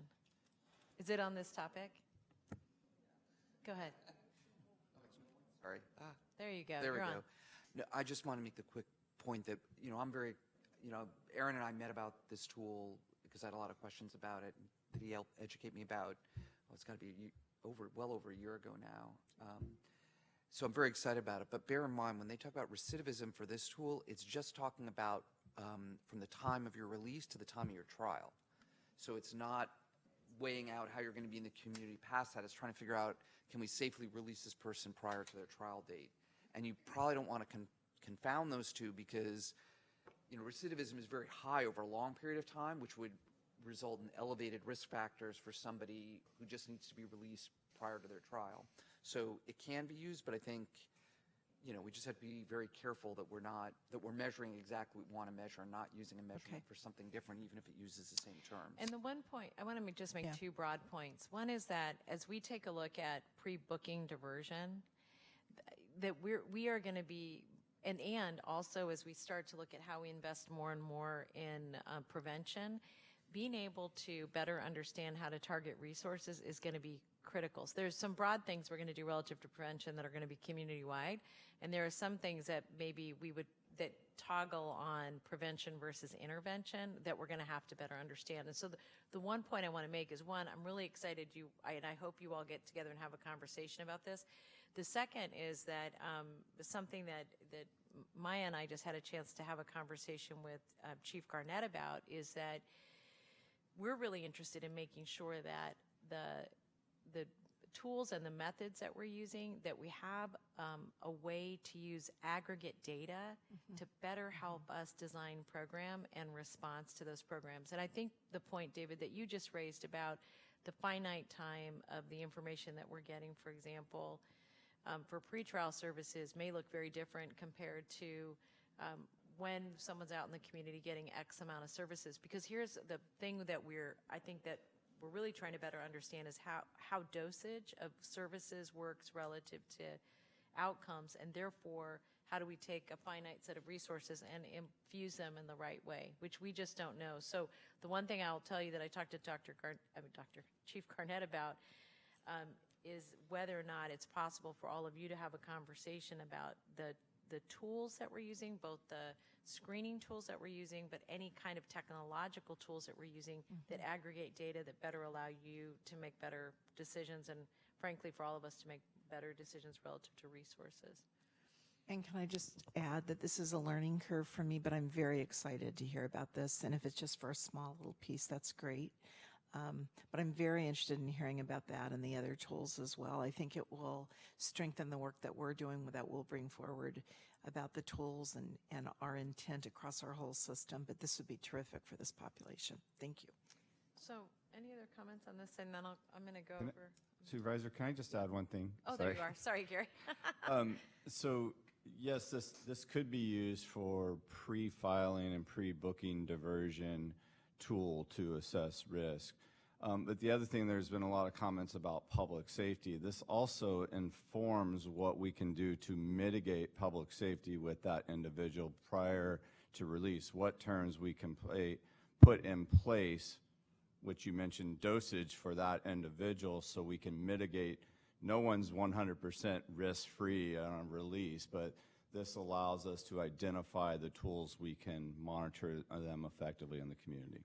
Well, and I'll just add that that's part of the reason the ODARA tool is so important to us, because where I'm particularly concerned about this is relative to domestic violence. And one, just preview, I'll let all of you know, is that my office will be bringing forward a referral on the issue of how we can create more opportunities for families to stay safely in their homes if the one of the other partners is violent, and how we handle the person who's violent, because if they're not somebody we're going to be able to, for whatever reason, or should be keeping in custody, how do we keep them away from the family and, frankly, not displace the family? So we'll be bringing forward a recommendation that will include the district attorney's office, the sheriff's office. We're including you, the Department of City of San Jose through the chief of police, and who was the other one, Maya? And the county executive's office, just to take a look at this, because we've got to be looking at some new ways to approach these problems that are in fact both safety conscious and sustainable. And so I'm very excited, and I think also the courts have really demanded of us that we do a better job of giving them the kind of information they need to make good decisions, particularly as it relates to public safety. So these are really important bodies of research. Amanda? Just on the failures to appear, is there a way to take into account why the person didn't or failed to appear, such as unstable transportation, they're homeless, mental health issues? So our staff do try to reconnect with individuals when they fail to appear to try to gain a little bit of that information, but we don't currently track that. But that is something that we could look into. Pablo or Christine on this one? I'm just wondering if you can address, if you have any concerns about SB 10 reducing the court's acceptance of pretrial recommendations, because now a judge is in a position where bail is not there as an option anymore. And if there are, right now, with the tools that we have, there can be, at least for some people, an option of money bail and getting out. Whereas if there's no option of money bail at all and there's the slightest hint of public safety, that person has to remain in custody. Are you afraid this will increase the number of people that are pretrial detainees in our jail for longer periods of time? And do you have any concerns about how the court will use or not use pretrial recommendations with SB 10 coming along? And perhaps Judge Manley has a better take on that, or an opinion on that. As far as your first part of the question, if I understand it correctly, I think this is designed to actually release more people with the exceptions that are listed. So in our process currently, we have pre-arraignment release, which is going to be off of a set criteria, which is going to continue under Senate Bill 10. We also have at the arraignment process, everybody is basically eligible outside of capital cases. So what we're seeing is, I think the rest of the state may have some of those concerns, but I don't have those concerns at this point. As far as the judges continuing to follow the recommendations, I think what we've seen currently is our judges are following our recommendation as a whole about 85% of the time. So I don't expect that to change just because we're changing the tool. I think, if anything, we may see more releases based on how this tool operates.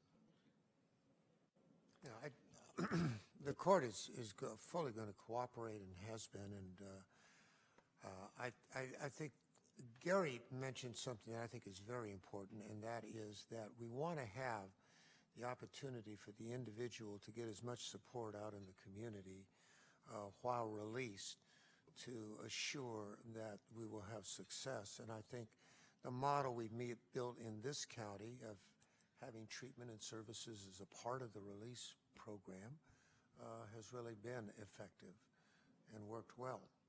And I am just hoping that, I can't speak for all judges, and I don't even speak for my court, but I think that, judges are going to have to accept a very serious responsibility, and they're going to have to be very much more informed than they presently are, and much more. You do raise a point that is meaningful to me, and that is that the judges are going to have to make very hard calls on the level that someone is placed at, because, as you said, that money bail is not available once that decision has been made. Someone just stays in jail. So, but I think as we are called on each year to respond to new challenges, I think the courts are going to do their very best. I think we've proven that with the way we work with pretrial to this date. Can I So just, I'm going to... I just wanted to answer her question. All right, and Gary, can I just do a commercial Sure. break before you do that? Commercial break. We're going to move item 7 to our next meeting, and I apologize that I want to let this conversation go on for a few more minutes. This is very important, but I also want to say this is going to stay on our agenda because I think there's just so much happening that we really can't measure yet. So we're going to take a few more comments on this, and then we're going to move to our item 8 because we have our consultants here, and I want to make sure we dig into their work. So go ahead, Gary. So I was just at a bail reform conference with Assemblyman Bonta a few weeks ago, and Judicial Council reported there, based on the current data, 125,000 more people will be released pretrial immediately once SB 10 takes effect. Keep in mind, most counties in California don't have pretrial services, so they will now have to have pretrial services. Also, keep in mind that SB 10 is extremely similar to the system we use in juvenile, where there's a detention hearing, and we've seen juvenile numbers fall in the state to historic lows. So it's very similar to that, where there's a detention hearing where judges will have to go through that process to detain people in jail. So. Thank you. Pablo? Yeah, I'm just curious if, when you're doing the assessments, is there like I heard the mention of in another report of that, like the program transcript. So where they're currently enrolled in programs such as employment programs, therapy, whatever their needs are on their program, are those included in that assessment and then used to make that determination for their pretrial release? If we can confirm that they have either treatment or other services available in the community, then yes, we let the judges and make them aware of that. But as far as what is actually occurring in custody, I don't believe we have access to that right at that time. So what I'm saying is that, like, so say someone's out and they're in part of the reentry Office of Reentry Services, and they're connected with a bunch of different programs that they're in the process of working. Right. And then they have a slip up or something happens that they get rearrested or they reoffend for whatever the reason. Are we trying to give them credit for what they're, like, the progress that they're making, and then rather than lock them back up and keep them there, is connect them right back with the services where they were? If they are released again, then we try to connect them back to the services that they were providing. Okay, thank you. So Molly, and then David, you're the last word on this. Quick comment and then a couple Well, it'll be me, but technical questions. Just a shout out to Aaron and Gary and our county for having an independent pretrial services agency. I think it's really important and unfortunately unique that we have a recommender separate from the decision maker. We have an agency separate from the bench, and I hope more counties will follow our lead. We also have a very low FTA rate. So my questions are, does this tool separate out failures to appear from likelihood of committing an offense prior to coming back to court, or is it all lumped together so that whatever the score is based on both, all these factors together?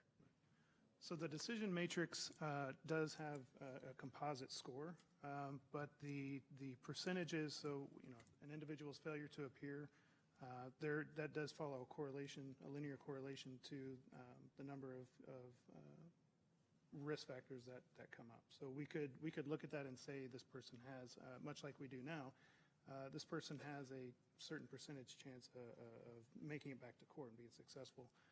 But the overall score is a composite of both. Okay, and does the tool spit out an actual score, or is it low risk, medium risk, high risk? Depending on how that's created, the matrix is created, it provides, we can tailor it to low, medium, high, or OR, SORP, extended SORP, just different things like that. We can make that adjustment. And has any decision been made about how you'll? We're scheduled to meet as a group the 24th, I believe. Thank you. Great. David? Oh, thank you. So first of all, thanks, Erin. I guess two things I wanted to say. One, which I think will be well received, and one a little bit less so. The thing that I'll start with more well received is just in answer to some of the concerns. We have a working group. I think our next meeting is next week, which is trying to implement not just this PSA, but the larger agenda of kind of rationalizing our our pretrial release consistent with SB 10, or I should say, or the underlying goals of SB 10, which is, if somebody is really a public safety risk, then they should stay in irrespective of how much money they have, and if they're not, they should be allowed out irrespective of how little money they have. And I know the DA, and I know and everyone I'm working with is very committed to making that happen. In answer to your question, I think we'd all feel it was a real failure if somehow we changed all this and it ended up even where we are, much less worse. So I really don't think that's going to happen.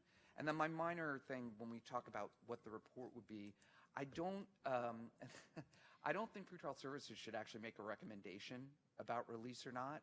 I think they should just report what their evaluation is and whether they believe they can safely monitor the person or not, and what the terms they think should be. And the reason, that seems kind of minor, but I really think the judge should be making a decision. And there's going to be circumstances, for example, where somebody might come out through this tool high risk, but let's say there's a great community plan in place that can, meet some of these risk factors. Well, then it might be the right decision to to release them despite that higher risk. And so I just think that it's important for everyone to remember a tool gives you one piece of information, but every individual has to be looked at, in the totality of all their circumstances. And so that's why I bridle a little bit of a recommendation as opposed to just giving information for the court then to make a decision. But that having been said, it's a kind of a nomenclature. I mean, the spirit of it I completely agree with. So one thing I was just recommending is that, Erin, as SB 10 starts to come online, I know you're meeting with the judges at the end of October, but also I want to recommend that you get some time with the larger departments, both the sheriffs and the chiefs of police, of San Jose's department. And the reason I'm recommending that is I think it's really important that our partners understand what the implications of this are and frankly what they aren't. And I think just reading the newspaper is super not helpful. Not any one newspaper in particular. So I'll start getting angry emails just in general. Okay, so do we have anybody here to speak on this item? I don't have a card from you, Scott. You're good? Okay, and Susan, I don't know if she's still here. Okay, seeing none, we're going to move on. I'm just going to ask for the committee's indulgence. We don't meet that often, and I'm going to ask if people can stay until a quarter after. I know a couple of you have to leave, but we will do our best to be focused. Jarrell, welcome, and I want to make sure that we get a chance to dive in. And this is for all of you to receive a report from the Office of Pretrial Services relating to an update of our adult reentry strategic plan. And as they get settled, I just want to remind my colleagues here that if there are issues that you want to make sure on our work plan for next year, that you communicate to Maya. Maya, you need that by the end of November? Yeah, so if there are key issues you want to make sure we cover, you want to get them to Maya. All right. Welcome. All right. Good afternoon. Nellie Lee, Office of Reentry Services. Jarrell Coleman, DC Design. Libby Johnson, DC Design. So DC Design is an ORS contractor that's conducted client and community and staff focus groups and one-on-one interviews. Also, they facilitated the 4 adult reentry working groups to gather the voice of the stakeholders to inform ORS on the draft of the Adult Reentry Strategic Plan update. So today, DC Design will share their findings and recommendations. Hi, everyone. It's an honor to be here. My name is Darrell Coleman. This is Libby Johnson, as we said, and we're part of DC Design. DC Design is a social impact design firm. Using human-centered design, our cross-disciplinary team engages key stakeholders across an ecosystem to develop validated, long-lasting solutions to complex social problems. In Santa Clara County, that means we've engaged over 200 key stakeholders from across the criminal justice system in deep interviews and focus groups. This includes members of county leadership, county staff, CBOs, and reentry clients. One of those clients is Marco. Marco's ambition is to go to cosmetology school. He learned to cut hair while in custody. He was proud to tell us that he's been sober for 60 days. We met Marco while he was waiting to ask about his place in the housing queue because he didn't know where he would go after his 3 months were up in his THU. And it was conversations with people like Marco that led us to create the client journey map. This map shows the touch points that a client can have with the county after arrest. As you can see, it can be a little chaotic. In fact, we counted 14 assessments and screenings that the client can take, many of which ask for repeat information. In addition to understanding the assessments and screenings and the journey, we also identified the barriers that exist that make it hard for some of the recommendations that came out of the work groups to take place. We wanted to mention these specifically because these are the things that will require help from the people in this room to change. These include enabling data sharing across departments so that those 14 assessments and screenings can be relayed to those outside of the departments that collect them. Allowing client-generated information to be used to help clients navigate the system. Evaluating the timing of when services are offered, whether those are in custody or out of custody. Evaluating how measurement is taken to look at recidivism and the efficacy of programs. Looking at policies related to community reestablishment, as well as policies around housing and homelessness. We'd like you to keep these in mind as we go through the key paradigm shifts, which are the recommendations that came out of the work groups that we've been working with over the last year. The first 2 key paradigm shifts are the 2 most cited concerns that we heard from clients: secure housing and employment and income generation. One quote we heard was, "If you can't pay rent, you go to jail. You have to be housed." Some recommended prototypes that came out of our work with the working groups were post-THU transition planning and increasing availability of services without having to fit the HUD definition of homelessness, as well as creating a community of career employers eager to hire and ensuring employer check-ins that preserve clients' reputation while meeting monitoring needs. Client release preparedness is about ensuring people know the steps to getting back on their feet after incarceration. So recommended prototypes include client-generated self-assessment plans with consent to share across departments, continuing those trusting relationships built in custody, out of custody, and more alternatives to incarceration so that jail can be used as a last resort. Service navigation means understanding what's available, both on the part of clients and of county employees. Prototypes include in-depth dynamic resource packets, a website updated by a point of contact in each department, or videos. Whatever the solution is, it should include clients in assessing the success of the prototype. Systems integration is about making sure that employees from different departments are able to work together to the best of their abilities to serve clients to their fullest potential.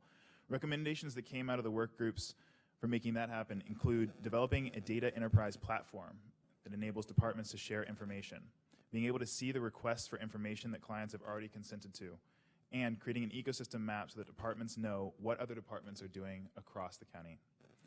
Data integration would take these efforts further. Recommendations that came from this work group included deciding what measures beyond recidivism would be used to assess client success and determining what data should be collected at each point in the client journey to assess the strengths and weaknesses of reentry programs. All of these recommendations, which we can go into in more depth during the Q&A, hinge on longevity measures. Longevity measures ensure that these initiatives are implemented and that they can continuously be adapted to the needs of clients.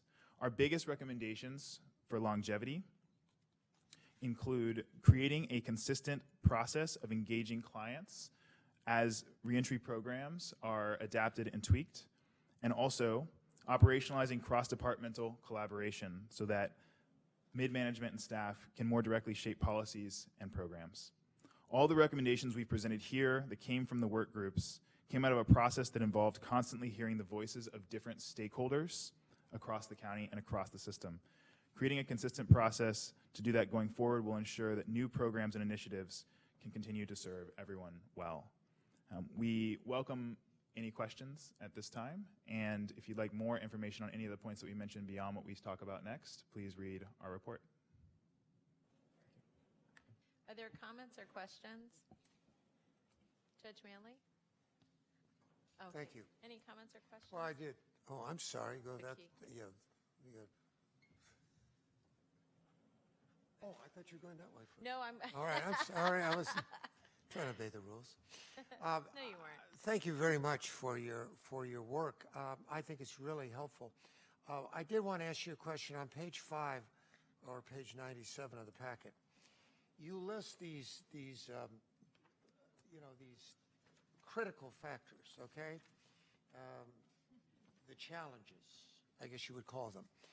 And what concerns me is you don't list mental illness, disability. I mean, these are real challenges. Yes.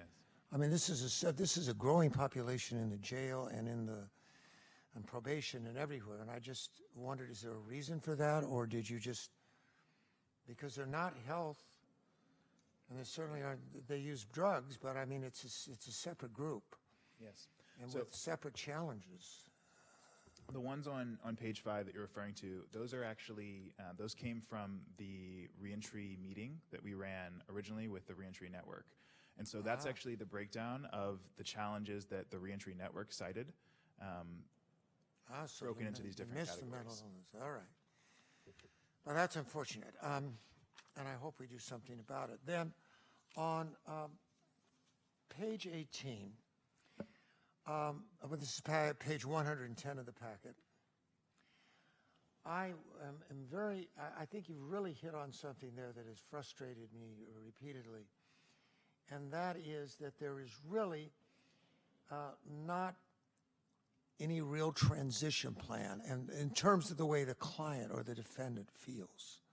There's no real plan in place, and it seems to them to be a waste of time. And I think that's a very good point that we need to capture. And I'm glad that you talked to this group, because I hear this every day. The third thing, because I don't want to take up a lot of time here, that I think is really pertinent to something we have been talking about for a long time is, for example, the THUs, and I think you talk about them on page 13, which is, I don't know which number in the packet. But in any event, you note there that you have 3 months in a THU, and then you're out there. And of course, and McKee will correct me if I'm wrong, I believe you now do not qualify for subsidized housing. In other words, there's no, in the old days, I'm talking about 15 years ago, you could extend at a THU for another 3 months. Now there's such demand that you have exactly 3 months. This is what I hear every day in my courtroom. You've got to plan your life, because you talk about employment and housing, how critical they are, and they are. And you have exactly 3 months when you're already addicted to drugs, you're mentally ill, and you have 90 days to worry about where you're going to go next. And there's really no planning or I see no way that is being addressed at the present time. Is that what you gathered from the clients? Yes, I think, well, in many ways what we gathered was that clients did feel like at release they didn't have necessarily a plan. Many clients, at least, that we talked to didn't feel like they had a plan when they were about to leave custody. There were challenges around housing and where they were going to stay that night. And this kind of goes back to one of the pieces that Libby just mentioned about the HUD definition of homelessness. And then the THU itself was another space where there needed to be planning to leave that THU, and it didn't seem like many had a plan for how they were going to transition out of that. The solution many clients put forward was, we want more time in THUs, but what we understood that to be was, we want to be able to figure out where we're going to go next. Right. And finally, the one point you made in your written materials that I think is really important is that discharge planning should start early and not wait until somebody's in a THU. In other words, you should have a plan, and this is a recommendation that the Judicial Council accepted years ago. The discharge planning should start the minute someone is booked into the jail. So I think that's a very good point. Thank you. Thank you. I wanted to maybe dovetail on the last point that Judge Manley made about the discharge planning process. I don't know about the housing status or the homelessness status of all inmates, but I think that to a man and to a woman, individuals who are being referred to our intensive outpatient programs, to a man or to a woman, are homeless when they came in and will be homeless when they are getting ready to go out. So thinking about these 14 assessments and this multitude of steps, at what point in this whole process is someone's housing, homelessness status, and housing plan initiated? I can probably answer that. In looking at the data and as we've been working, it's initiated in many different places in different ways and at different times. It depends. I think that's the answer. There's not a concerted or a specific place when it does happen at this point. At this point. But don't you recommend that there should be? That is one of the recommendations we're looking at as we're talking to the Office of Supportive Housing, that there really should be at some point a place where we look at someone's homelessness.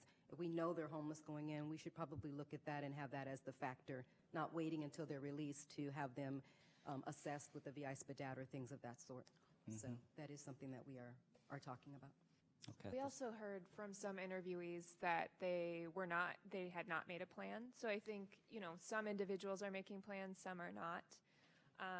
A lot of the time, maybe it's the individuals who take initiative and seek out resources who are getting plans, and those who don't take initiative are not getting plans, and sometimes those are the people who need the plans the most. For the THUs,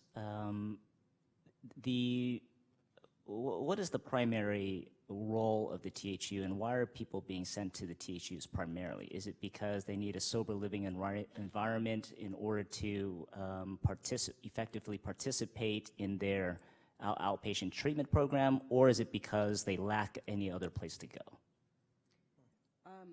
Currently, the THUs they're assigned to THUs by assessment from behavioral health teams. So they're most likely going because of substance use treatment or some type of treatment, residential treatment. Either they're having outpatient treatment and then they're at a THU for the 90 days. For reentry, to send someone to a THU, we would only send someone to a THU if they were assessed and by the assessment unit, the behavioral health unit. If we're looking at sober living environments, that's different, but these individuals were specifically talking about THUs, and I believe they could have been CASU individuals. Thank you. And I just have one last maybe comment. To some extent, we have the resources that we have, and over time we can expand or improve or optimize. A THU or shelter or transitional housing unit or however you call it, to some extent those are all temporary housing options as a step towards some type of long-term housing plan. And until we can think about how to expand or make more resources or more just affordable housing in general available to everyone, I think some of the things that we can do is to reorganize the process so that the THUs are not seen as a transitional housing option, which is true. Technically, HUD does say if you come from what they consider a transitional housing program, you are not eligible for other homeless services. But the way that these THUs operate, in my mind, are essentially kind of service-enriched or service-enhanced shelter program. And if we kind of think about that a little differently, and we've reorganized the assessment and the enrollment and the referral processes, the barriers that we're talking about will not be there. That may not solve all of our problems, but I think it will perhaps remove at least one barrier, and then we can think about how to strategize the optimization of THUs and other temporary housing programs. Thank you. That's very smart. Thank you, Keith. Yes, dear Amanda. I just wanted to put one idea forward to put Office of Supportive Housing on the inmate request forms.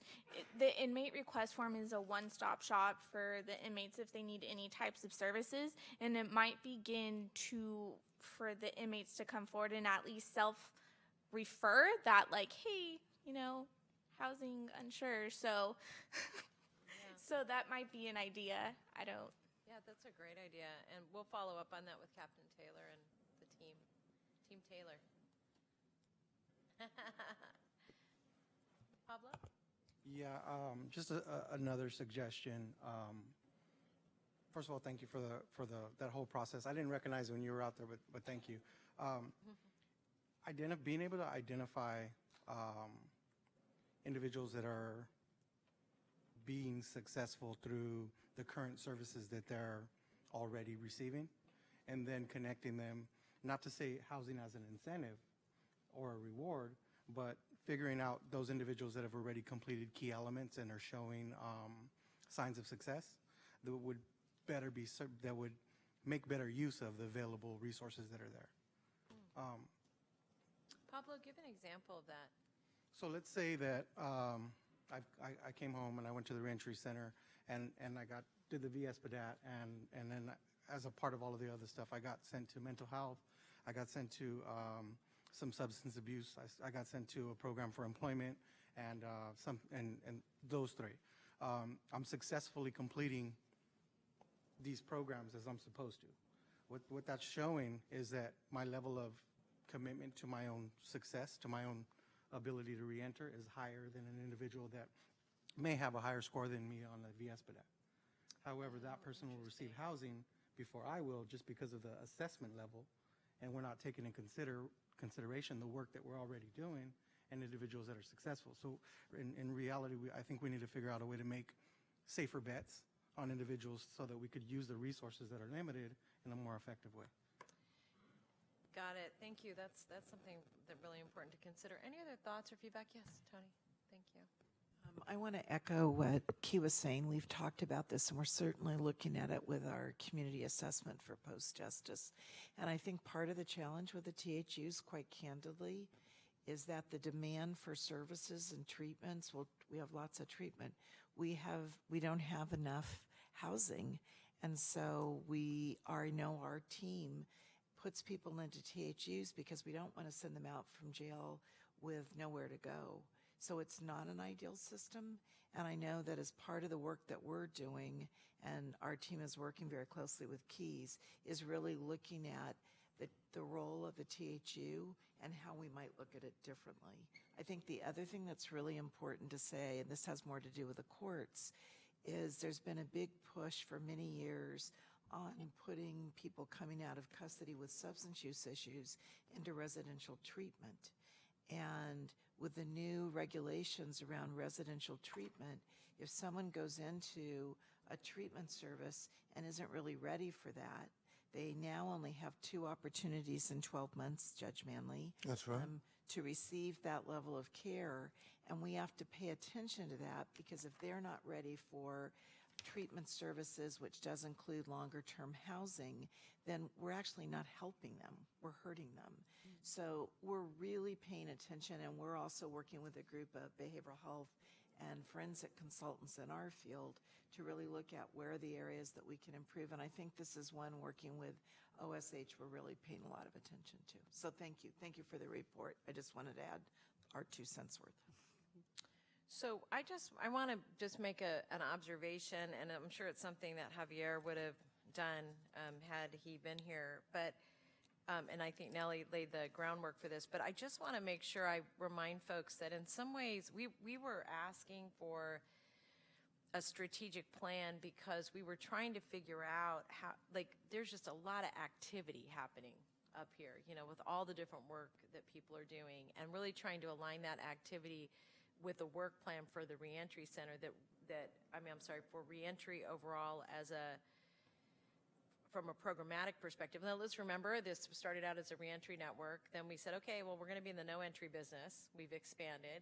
And we've been trying to take the work that happened in the Blue Ribbon Commission and tuck it under here so that we have one, you know, all of you are playing a different role in each of these places, but really trying to figure out in the most disciplined way we can, how do we address the public safety and justice system and leverage all of these resources, and frankly, the resources of many, many others who are not in this room, to really to affect meaningful change for people who are part of our custodial population, or we don't ever want to be.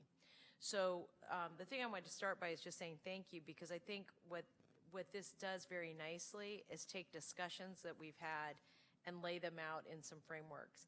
I think that it would be of benefit, and I'm just going to encourage folks, if they haven't had a chance to read it, to take a look at it, and not unlike Judge Manley, pop in where we may have missed something, because what I want to be able to do is take this document, work with Javier, and frankly, all the areas that you see are of highest interest, and really start to narrow the way we're doing our work and breaking our meetings up into taking down chunks of this work, and then getting updates, because everybody's doing work all the time that the group needs to understand.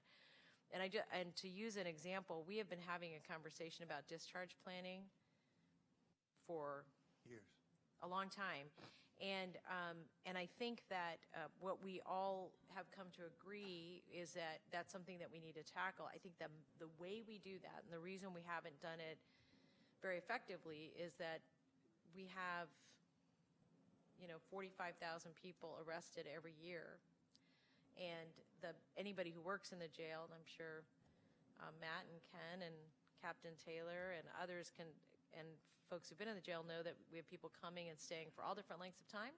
They're there for different reasons. They sometimes stay with us long, they sometimes stay with us short, and we're at the mercy of a lot of different sets of activities. They're in custody.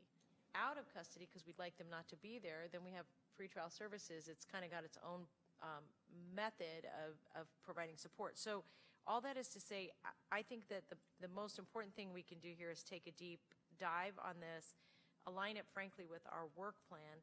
So I need all of you to read this, take the books of business you're already working on, give us the things that you think should be prioritized, and frankly, even taking a look at the big bodies of work and determining if we were going to fix all these systems, we've really got to start with this and this. Because I feel like we've been doing this, and by the way, we're getting a lot of traction. I just want to make sure that we now can narrow it down so that in 6 months, 18 months, and 2 years, we can really say, oh, here are the concrete things that we've changed in the system that wouldn't have happened but for us getting some focus on it. So I'm going to be bothering you. I'm going to re-say again that Maya needs to get by the end of November anything else that you want to add in. Maya's looking at me like, and that includes you, Cindy. I know. I got you, Maya. The other thing I was going to suggest is that if there's any of you that will have an opportunity to take a deeper dive and give us feedback, we would really appreciate it. And then, are you coming back with another body of work, Nellie? We're supposed to come back in December, so that's what we were going to say, is that we are coming back with an implementation plan, giving this information, also the sequential impact model, so incorporating the sequential impact model that was created for the jail diversion with this information and with the input from today to bring a preliminary or a draft plan of implementation at least a draft to this body, categorizing and putting these into categories like the implementation plan that we had in 2016, 2017. So you'd have a body of work that you could actually edit from there. That was our plan. Yeah, I think that's great. I think that'll be helpful. The one thing I would say that you might want to take a crack at, because I actually think we got to set some priorities. Because we're moving on all fronts fast, but I am mindful that there are some key I believe, although I may not be accurate, and I'd really like your feedback and everybody else's, I believe there's some key areas that are process related that need to be fixed before we can finish all the other discussions that we're having. And those key processes, and some of them, like you talked about sharing data, that's going to happen on a fast road, on a longer road, but we got to stay on it. And honestly, we didn't move on it for a while. So anyway, so prioritize them with us and for us, and then we'll have a rigorous debate about that. Okay? Great. Thank you. Everybody got their homework? I'm sorry I kept you late. I try to manage these meetings a little better. I was fascinated with all of you and our speakers, so I apologize for that. And Matt, I'm really sorry. You will be first. And there you were. Yeah, Matt's like, yay me. All right. Thanks, everybody. We're adjourned. Oh, I'm sorry. Was Scott Larkin or Susan Bassey still here? Okay. They had some more cards, but all right. Thanks, everyone. Have a good rest of your day.